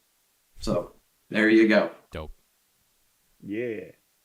And then one day I will tell you all about how one of Ginger's friends from EverQuest ended up moving to the U.S. and living with them from France while he was going to school at OU, and he was our dungeon master, and it was great. Wow. All right. Anyway. Sound like a next time on the podcast. Next podcast. Roman, what's your number 2? All right. I've been going back and forth on my number 2. I think I've decided which one I'm going to pick, and it's for sentimental reasons. Nice. And that pick is going to be The Legend of Zelda Breath of the Wild, the most recent one. Not because I'm a Zelda fan. I'm not. I've never been a Zelda fan. I did play, like most kids my age, I played the original back in the day. Didn't even play 2, didn't hate it like a lot of people did, but I didn't love it either. It was my favorite. And I, of course, played Link to the Past, which I did like a lot. But it was never like I never considered myself a Zelda fan. It was just like, yeah, that's a cool game, but it was never my main jam. When we got to Nintendo 64, I did not. I didn't go Nintendo 64. I ended up going PlayStations. I converted to Skip that. PlayStation. Yep. Yeah, so I skipped Nintendo 64. I skipped GameCube. I didn't get any of those, so I didn't play any of those Zeldas. And then when the Wii came out, I was like out of it. I didn't care about Zelda anymore. So even if I had a Wii, I did not buy the Zelda games. Well, that's good. Skyward Sword was no good anyway. Hey, that's what I heard, but I wouldn't even know because I never even played them. As the Wii kid, we can Yeah. assume he knows. Yeah, He's the yeah. authority on. Hey, I will have you know that one of the only Zeldas I've beaten is Wind Waker, and that was fantastic. Nice. I've heard Wind Waker's Sure. great. Wind Waker was real good. Yeah. It is far underappreciated. Haven't Anyway, played it to this day. it's So the only ones critically I've played are the wild. first Anyway, three. sorry, we were up to Skyward Sword. Yeah. So the only ones I played up till now were the first three. Then I cast off. Now, and I'm trying to remember what motivated me to buy Breath of the Wild because I didn't care about the Zelda franchise. But I think there was just something that attracted me to the open worldness of it that I thought was different enough from the other Zeldas that I had now gotten bored with. That plus also there wasn't yet anything super good on the Switch at that Yeah, point. I was gonna say, was it because you bought a Switch Yeah. and needed a game for the Switch? I mean, sort of. I mean, I wouldn't go that That's a far, but you're legit not, reason to buy it. yeah, you're not 100% wrong. It wasn't my main motivator. Like the main reason I bought a Switch was because I wanted a portable gaming system, and the Switch was exactly what I wanted. And it just so happened that Breath of the Wild was like the marquee release title, so why the hell not? If you're gonna buy a Switch, might as well buy the big name game that's released at the same time. And I played it myself. I enjoyed it well enough. And had the story stopped there, that game would not have been on this list. The reason it's on this list is because of what came after, which was my daughter. So this is where I'm going to get sassy on you guys, because when this would have been maybe 3 years ago. She's still very young. She obviously you guys all saw her now. She's 7 now. She's going to be 8 in a couple weeks. She's not. So this would have been maybe like, well, when did Breath of the Wild come out? When did the Switch come out? 2017. Was it 17? Okay. Sounds right. So yeah, so 2018 or so, give or take, 2018, 2019. So she's 4 or 5. She comes to me in childlike innocence, like, "Daddy, I want to play a game with you." And I'm thinking she means like a board game, like Snakes and Ladders or something. She's like, "Oh, which game, sweetie?" "One of your games on the TV." And I'm like, "What? Really?" Well, and I'm thinking she wants to play Mario or like some simple little game. And she's like, no, the one where you have the girl man who goes yeah a lot." That's seriously what she told me. Yeah, a lot. Is he a boy or is that a boy or a girl? I don't even know. I mean, come on. Yeah, I know. fair. Right? It's apt. fair. It's So I'm like, completely fair. so of course, at this point, I'm tickled pink, and of course, I'm going to indulge her. I'm not expecting her to stick with it. I expect her to sit on my knee for like 15 minutes, get bored, and walk away. Then I'll go back to whatever I was doing. But bugger me if she does not just sit on my lap and just smush right in. And we ended up playing for had to be an hour or something like that. And then, Awesome. yeah, she kept. Now, of course, I'm playing at this point. But so I've got the Wiimotes like this, and she's on my lap. So I don't know how well you can see me there, but so she's on my lap in front of here, and I've got the Wiimotes like around her. It's hard to play because she's taking up a lot of space. My arms were like this kind of because she's like sprawled out on top of me. But we're playing, and little by little, as we go along, she'll say, "Daddy, can I try?" So then, of course, all right, here you go, sweetie. So I'll hand her the controls, and she'll start walking around, and she's getting the hang of it. And then, of course, a bad guy shows up. She's like, and she hands it back to me. Like, yeah, okay, I got this. It's fine. And I'm trying to teach her, John. It's like, "It's okay, so you can do it. I believe in you. You can do it." "No, I'm too scared." But all that to say, this little kid stuck with this game throughout. We played the whole game. We didn't go to like every shrine and got all the Korok seeds or anything. No, But we did like the main experience. Like we got enough shrines to be strong enough gear, and of course we played through the whole story. We did find all the memories. She liked finding the memories. She liked trying to figure out where the memories were. For those who don't know, memories, like you got a picture and you got to figure out where in the world that picture is. But man, that is why this is number 2 on my list, because while it is not my personal favorite, it is absolutely an experience that I will cherish forever. And for that, that's why Breath of the Wild is number 2 on my list. Nice. Amazing. That's That's number 1. That's a great. I mean, pick. I debate. Well, that's why I said I debated that, right? But I thought number one would be too cheesy because I don't act. It's not actually a favorite game. Like it's more of like the parenting. It could have been any game really in this category. So that's why it's number two. But yeah, I'm sure I will probably have something like that too when my son is old enough to start playing video games, and I'm sure something is new going to be number one on my list. Maybe 100%. So that actually dovetails totally fine with me because my number two was Ocarina of Time. All right. Is.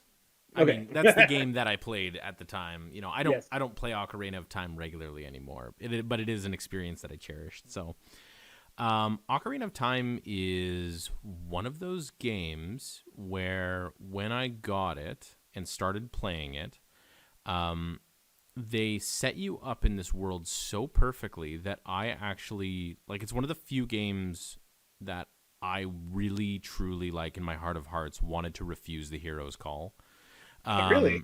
Yes. So your life is just, like, so neat and perfect in the Kokiri Forest or whatever, with the other, people. And, it was just so lovely. And, like, it starts off just so perfect, and then like the great tree or whatever dies because of the taint inside of it or whatever, and honestly, like, kind of like it almost felt like I killed it.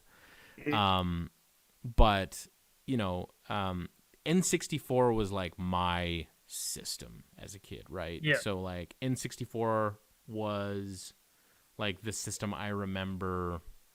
Like I had a SNES. I never had a NES, but I did have a SNES. And the N64 was like the big leap. And getting that, and Ocarina of Time, like that whole narrative arc, that game is just like shockingly well put together. And I don't know, it's hard to put in words, when a game, again, it's almost like that Mass Effect feeling, like just like everything just hits just so right. Like when you go to the Gerudo Fortress and you get like thrown in jail when you get caught by the guards, and like I don't know, there's so many like moments in that game that they're just so perfect. They're just so well done. And Ocarina set things up so well. Like I remember showing like family members, my cousins, it got them into video games. I remember them playing like Majora's Mask, which I really wanted but never played. Like I watched a little bit of it. Seemed pretty cool, but also seemed really stressful having to restart your game every 3 days. Ocarina of Time would be, right up there with the ones that mattered the most to me growing up, at least. So, yeah. Awesome. Yeah, that's Excellent really good. choice. Of course. Excellent choice. That's cool. Yeah, I was really afraid that you were going to say Ocarina of Time. I was like, damn it. No overlap so thank far. God, it's Breath of the Wild. We've had some dovetails and parallels, but no overlap so far. Yeah, Pretty exactly. good. Okay. My number two. I'm going to be very surprised if anybody would have seen this coming. So we'll go with another anecdote to start with. At this point, it is 2015. My then girlfriend at the time, who's my now wife, bought me a PS4 for Christmas. Nice. Mostly so that I could play Dark Souls 3, which was coming out in 2016, and she got me Bloodborne. But she did some research and she bought a game for the two of us, something that she thought would be something we could enjoy together.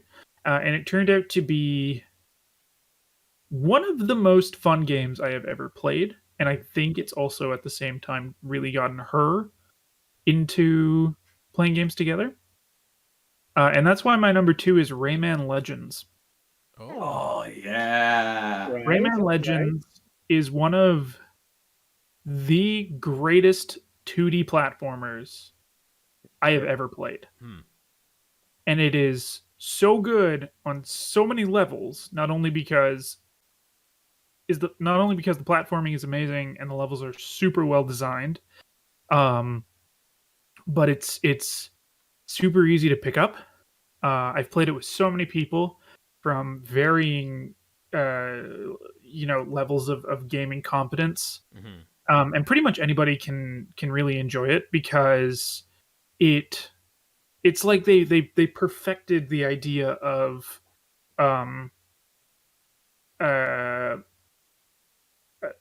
like not death in a game, but when you die, you turn into, like, your character like blows up like a balloon, and you kind of like are trapped in the screen. But so long as one person within your group is still able to keep traversing through the level, you never stop.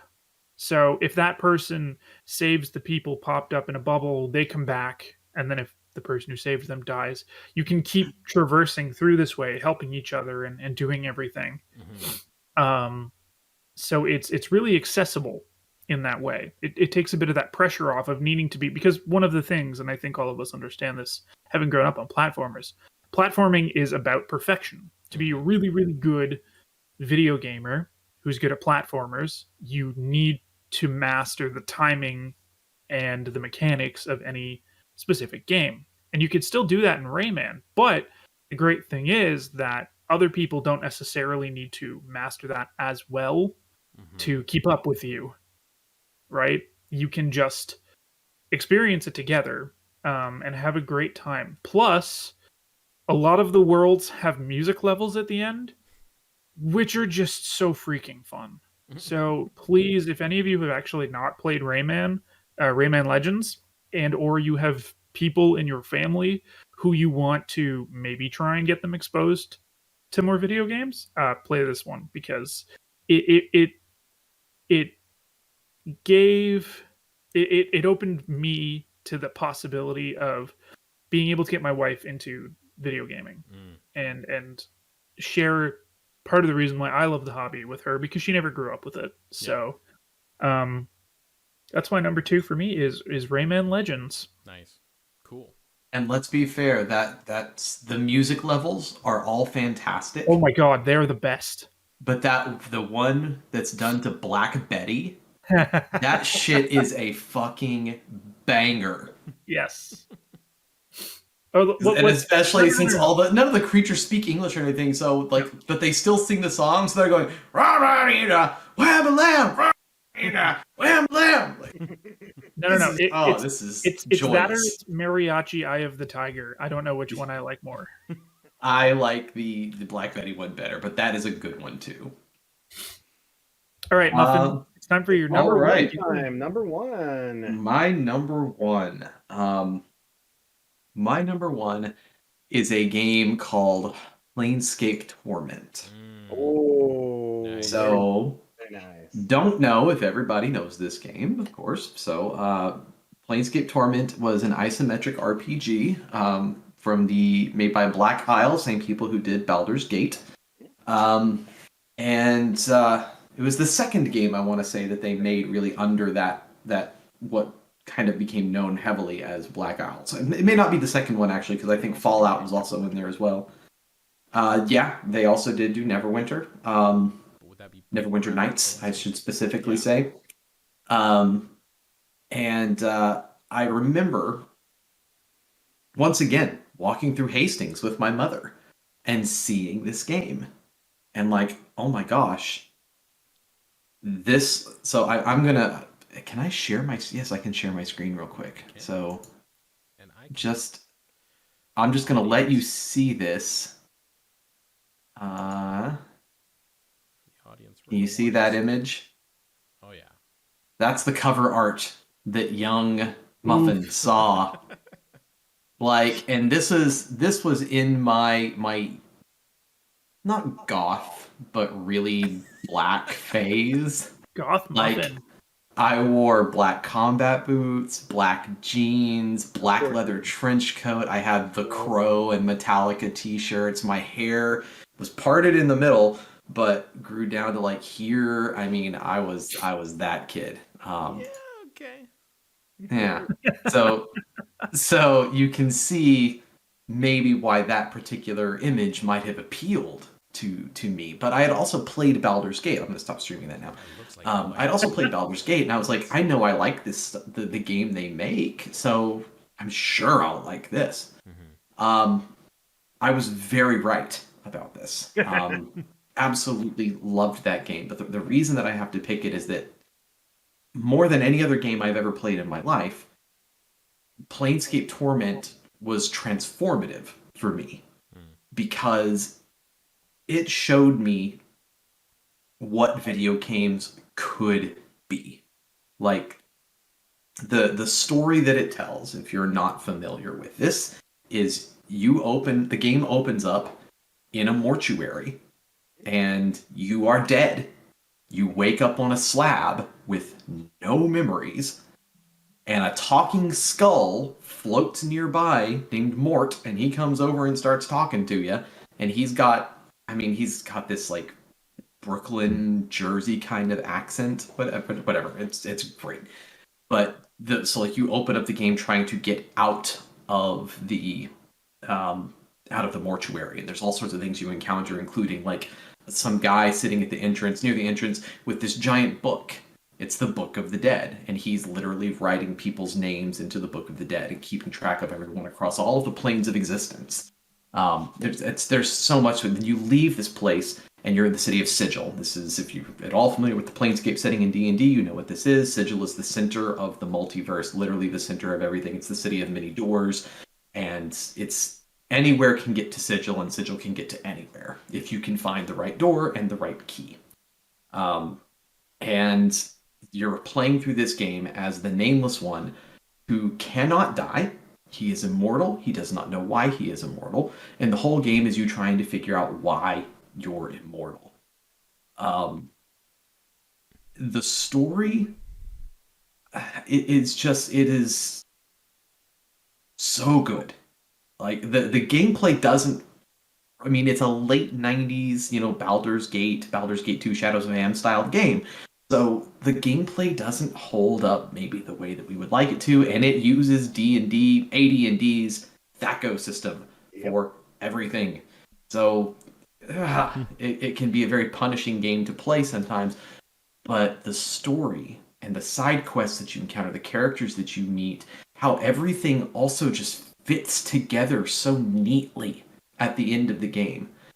The people behind Black Isle, who I guess now are Obsidian? Yeah, Obsidian, there you go. They have never told a better story before or since. The story that is in Planescape. The way it fits and the way it evolves and develops, and the way that it uses the narrative to trick the player in ways that feel fulfilling and never cheap. And things can happen in this game that you would just you never see coming, but they feel like they deserve to be in the narrative because of the way they're done. The game showed me what narrative gaming could really be, and it became the benchmark for me for pretty much any storytelling in any video game ever since then. It's the benchmark that I compare most things to.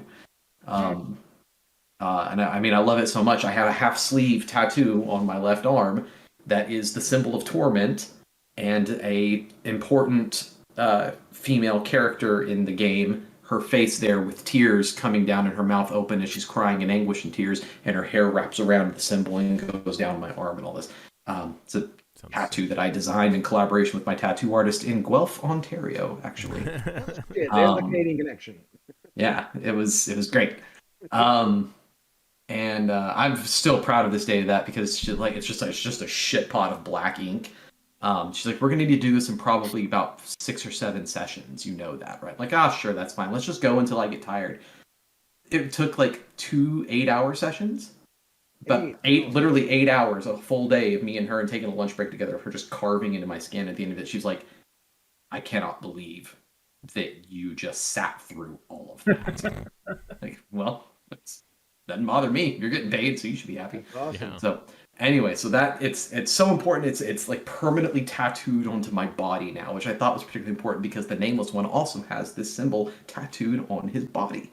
It's important to the story that it's tattooed on him. So it connected with me so much that I felt the need that like my third and like the final tattoo that I've ever gotten. I'll probably get more eventually, but that was it. So my number one game changed the way that I viewed video games. It changed the way I play video games. It changed the way that I think about storytelling in general.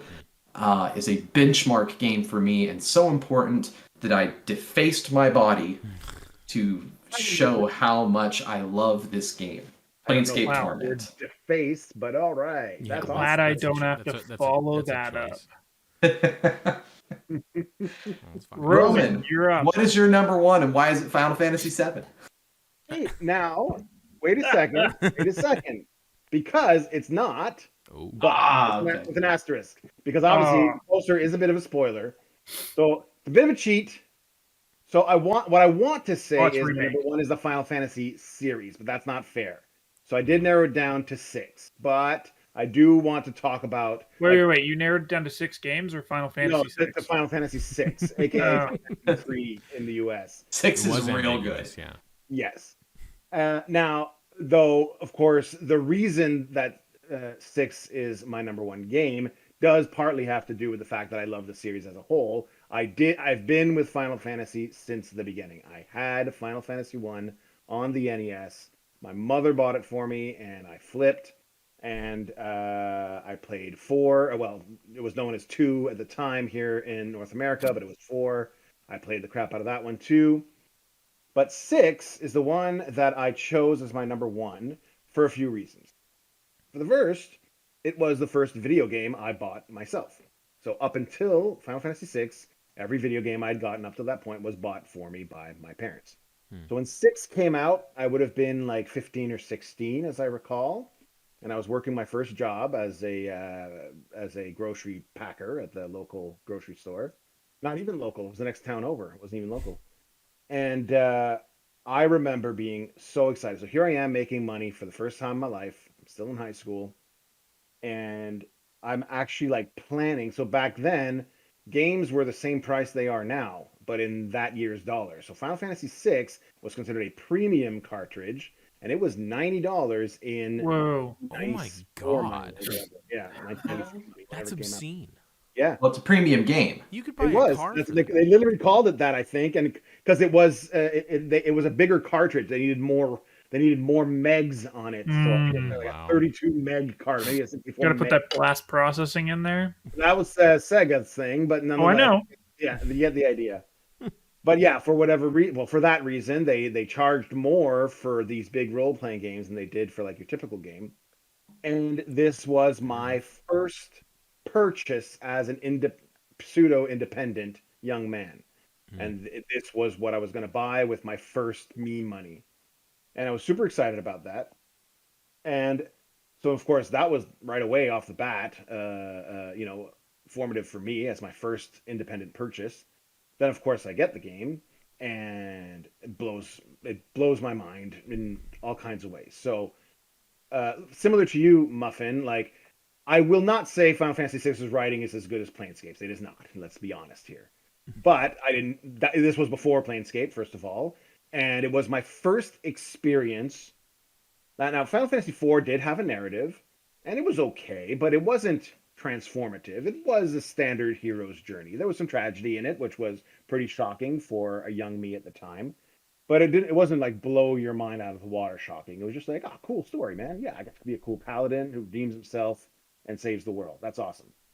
But 6, to my recollection, was the first game where it's an ensemble cast. There's no one main character. That was weird back then. That was novel. So similar to your thinking, Muffin, like it opened my mind to different ways of telling a video game story. It's like, oh, you don't have to have a single central character? Oh, cool. Wait a minute. There's no avatar. There's no me character in this? Like, well, which character am I? Which character am I playing as? None of them? These are all their own characters, and I just have to play as one of them? Well, At this point, I have 10 characters, but I only get to bring 5 with me. Which one do I bring? In Final Fantasy IV US, Final Fantasy II, you didn't get to choose your party members. They were chosen for you. So you had a set party throughout the whole game. And that was it. It changed at different points in the story, but you never say in it. It was just you, which is different, by the way, than the Japanese version. Apparently, the Japanese version you can pick your party, but they took out that feature for because North Americans are dumb, and that much opportunity would have just blown their little. Yeah, no shit. But of course, so Final Fantasy VI, what we knew was 3 was the first game in that series where you were actually allowed to make choices like that. And again, that was like, I didn't know you could even do this. You're allowed to do this in games. You're allowed to just not play as this character. What? So, and then on top of that, does the story hold up to today's standards? No, probably not. But back then, for me, it was amazing. You had a compelling villain. You had tragic, like there was death. There was like the world ends. Like there's an apocalyptic event halfway through the game. The heroes lose, and everyone is sad as fuck for the second half of that game. Like it is dark, and that shit was unheard of back in those days because games back then were about being a hero and saving the world. So what the hell is this nonsense of me losing and everyone dying? And like that doesn't make and you sense. could permanently kill a character. Absolutely, more and more. And there's several characters you can perma-kill. Which again, this is before Fire Emblem. This was before a lot of games that picked up that thread later on. So it was even before Chrono Trigger, which came shortly thereafter. But nonetheless, so. Needless to say, this is the game that shifted me from. I mean, I've always been a video game fan, but that was the game that pivoted me from video games are my hobby to video games are art, right? And that's why I was one of those guys when Siskel came out and said video games are art. I was one of those guys who was red faced, like, of course they're art. What the hell's wrong with you? But that was like a turning point for me in my appreciation of games, where I started, and if I'm honest, I would say it was probably also the game that drove me to want to become a writer, a path I didn't end up pursuing, but at the time I thought I would. I thought I could become a writer. I remember I wrote fanfic. I won't lie. I wrote fanfic.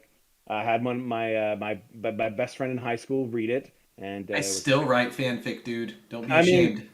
Own it. I don't. Okay. Do I still write? Yes, I still write fanfic, but no one knows about it. How about that? Reddit all appeared. Back then I wanted people to know about it. Not so much anymore. People on Reddit know my fanfictions. Oh shit. So, but I mean, it was an embarrassing time, of course, but also formative. As fuck when we're teenagers. Oh, it was 100% cringe. 100% cringe. Point of order. Okay. Fire Emblem actually came out in 1990, and in America, Toast, in North America, it was not popular until the Game Boy Advance, which was 2001. The first Fire Emblem to be released in North America and gain popular traction was the Fire Emblem with Lyn in it. I forget which one. Okay. Mr. Technically Correct. The best. That's kind of correct. Your point was that character death wasn't a thing, or permanent character death wasn't a thing, because Fire Emblem wasn't around yet. Fire Emblem started in 1990, and FF6 character death was a feature that was unknown to North American audiences. Better? Fine. In mass. In mass. Well, I mean, what was there a Fire Emblem game released in North America at that time? Hey, actually, you guys in the sure comments, why don't you tell us? Here we go.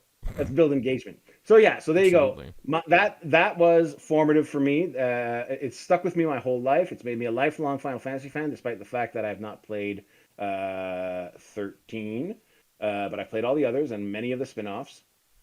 And I mean, to cap it all off, and why it's number 1 as opposed to my number 2 pick. I mean, I named my daughter after one of the characters from that game, so I have to give credit there as well. So, definitely a personal connection there too. Yeah, definitely. So I cannot deny the influence it has had on me, and on my future progeny, despite them. There you go. Fantastic. And I will gladly Good eat choice. crow. No Fire Emblem was in North America until 2003. So all you keyboard warriors yes, can put point the to fucking Roman. backspace on there. You don't have to eviscerate Toast for being super Oh, wrong. and the reason I I know mean, that you can if you want. I'm not going to read it. He won't well, fight listen, back. Toast, the reason I know that too is because that Fire Emblem, whose name escapes me right now, almost made it to this list. Because I had that with me on a long trip I went on, which was a big formative trip for me. But that is another story.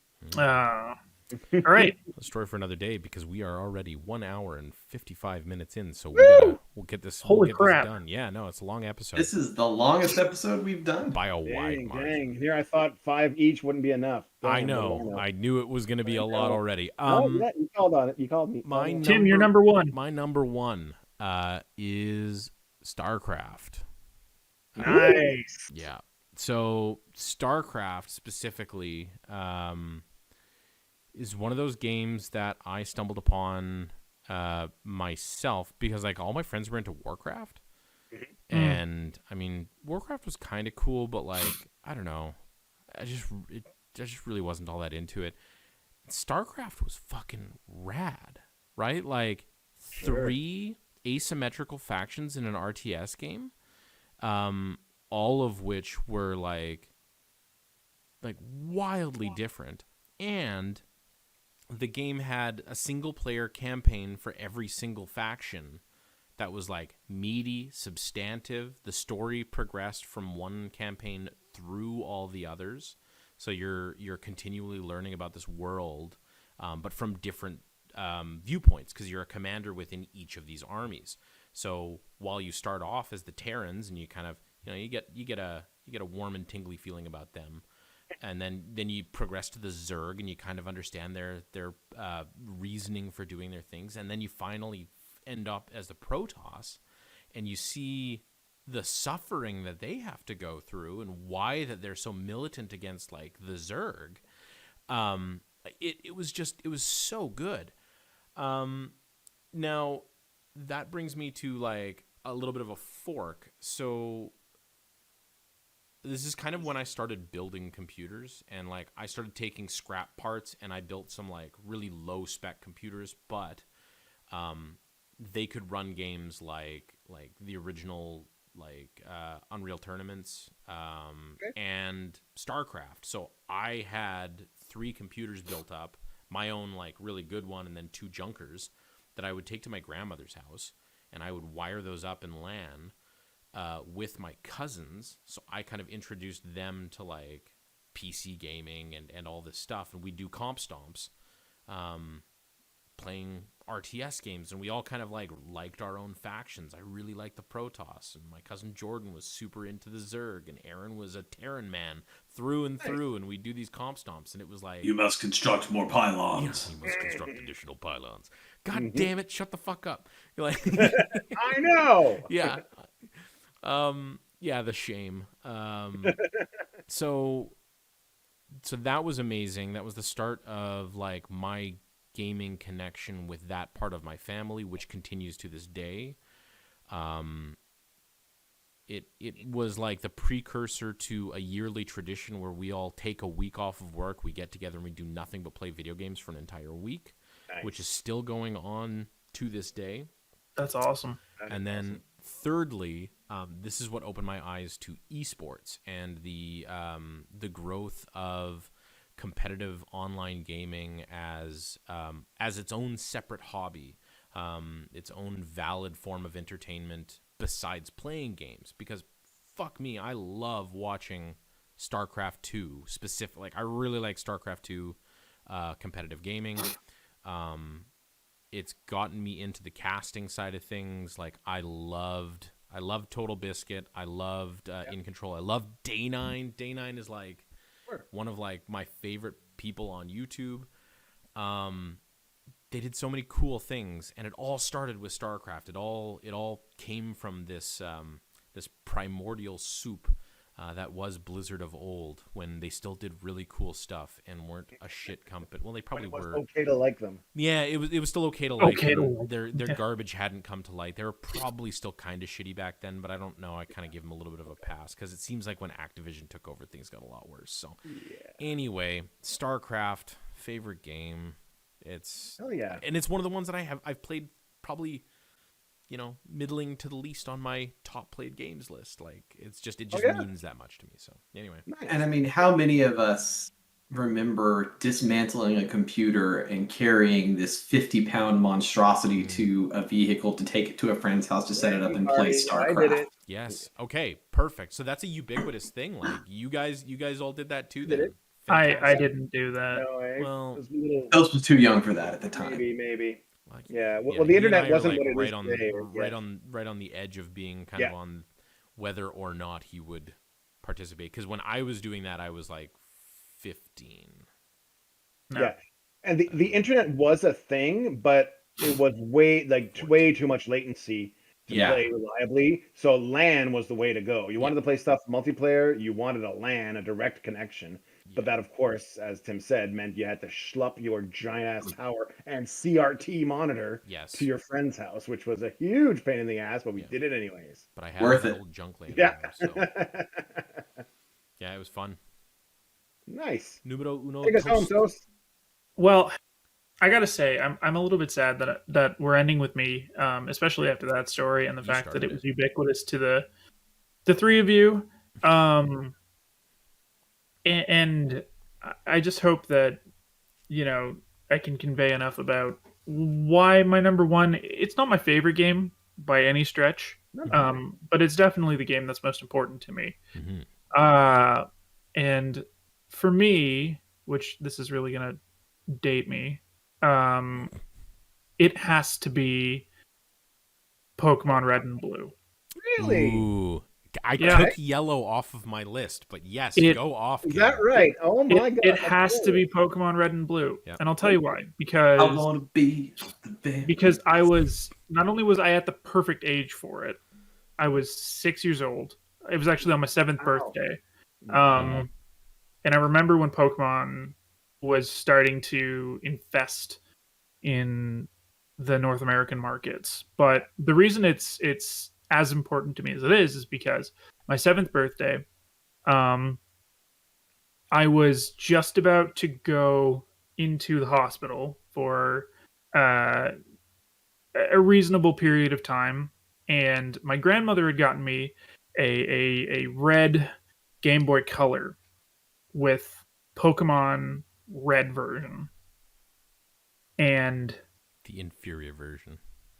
My little 7-year-old mind had no idea how to handle this. Mm-hmm. And my memory of progressing through the game is spotty at this point, but I do remember it seemed like it's always been a known thing to myself and my friends, to children that I knew throughout that whole time, which was always like, you're going to go through, you got to get all 8 badges. We always somehow knew the route of how you were supposed to do it, what the little detours were to get you through the thing. And there was always discussions about which starter you were supposed to use and whatnot. And I just remember days and days and days and days of playing that freaking game. At some point, I got blue version as well. And I got yellow for Christmas a couple of years later, which, yes, obviously yellow is the superior version in the first generation. I also had blue. But... yeah. And it did introduce some weird things, which, the idea that you had to trade some Pokemon in order to make them evolve more, which meant that there was a social aspect. So, I do remember playing it with friends too, and you'd wait to trade certain Pokemon. To have the different version than you, trying to convince them. Yes, I know I marketing have red, genius, red, my friends. Marketing genius. And while I can say that I've never actually completed a Pokédex, and I don't think I ever will in my life, because I do not have that kind of patience. It's something that I'm still I'm proud to remember. Maybe I kind of wish it was a bit of a a different game in my top spot, but it's arguably the one that started it all. It was the one that, through that single act, made me feel okay in liking something like this. So yeah, my number one most important game is definitely going to be Pokemon Red and Blue version. Nice. Nothing embarrassing about that at all, man. Yeah, That's a there's- pick and a great story. Yeah. That's a great pick. Yeah. Just real quick, Toast, talking about the Pokedex, I want to shout out my my buddy Redbeard. To this day, has and maintains a living Pokedex that's now in Pokemon Home. Oh He god. has every single Pokemon, including all the legendaries, including all the God. mythics. Every single one. I've helped him with it throughout the years, but I'm not as obsessed as he is. But he's Redbeard, great. I tip my hat to you. That is a Don't give monstrous me, it's feat. his credit, not mine. He's the one who's done it. I'm not that psycho. Love you, buddy. I commend you, but also I'm a little scared of you upon hearing that. I'm not gonna lie. Listen, it's impressive in this. I agree with you. I'm not going to dispute that, but it's still, I thought you'd be interested to know that. I am, and I am horrified, but also intrigued. And Now 900 or so, I I think. mean, right? oh, I don't know. Yeah. It's a big ass number. Muffin, did you I play mean- much of the Pokemon stuff, or did it miss you? No, I never owned a Game Boy, Yeah. so No. I missed all of that. It wasn't until that I got a DS that I got to play my first Pokemon game. I think that might have been Sapphire or Diamond, or maybe it was Black and White. I don't remember which was the first one I played. But I actually big picked one difference up. between those two. I don't remember which it was that I played first, because Pokemon games are kind of forgettable for me, honestly. It's listen, fair. I'm not going to give you That's- shit about that. I think like Pokemon is 100% nostalgia fueled for most of its fans, I think. Yeah, and I I mean, and I Not played. Ash necessarily, but yeah. I played Pikachu, Let's Go Pikachu, and Pokemon Let's Go Eevee. My wife and I both played that, and we had a lot of fun with it. But I first time I ever really played a Pokemon game was during my masters when I was doing research up in Northern California. Like at the end of a long day of schlepping through, the hills of Northern California, chasing elk around. Like I'd get back to the cabin, do my data stuff chat, and then I'd sit in my room and play Pokemon on my DS. Nice. Did you ever throw a Pokeball at an elk? I did not. I did see lots of elk chase a lot of stupid tourists, but They probably deserved it. Yeah. don't go into the high grass if you're not ready to battle, guys. true. There you go. There you go.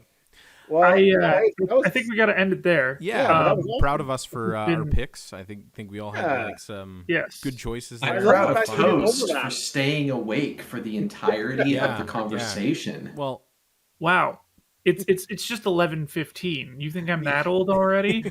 I have seen your conversations about being tired, I'm and very I know tired, but I know that previous times we have had to end, and like right when we were done, you were like, cool. Later. "I'm out."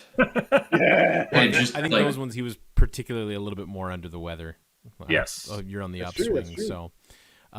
But yeah, great conversation, guys. Really Yeah. appreciate Yeah, that. this was fun. Yeah. Thanks This was everyone. Like, seventh subscribe, episode. call to action, do it, Ooh. or your next hyped game is going to be shit. Yep. And if you subscribe, it will be better than you could imagine. Fact. Ooh, yeah. that's a guarantee. Guaranteed. That's the ISC Activision guarantee. Blizzard. Activision Blizzard will guarantee that. I've already subscribed. I'm on it, but I've subscribed. So I guess when Tiny Tina's Wonderland arrives, it'll be Yeah. great. The algorithm. Comment. Anyway, thanks everybody. Goodbye, Okay, everyone. bye. Thanks, everyone. Bye.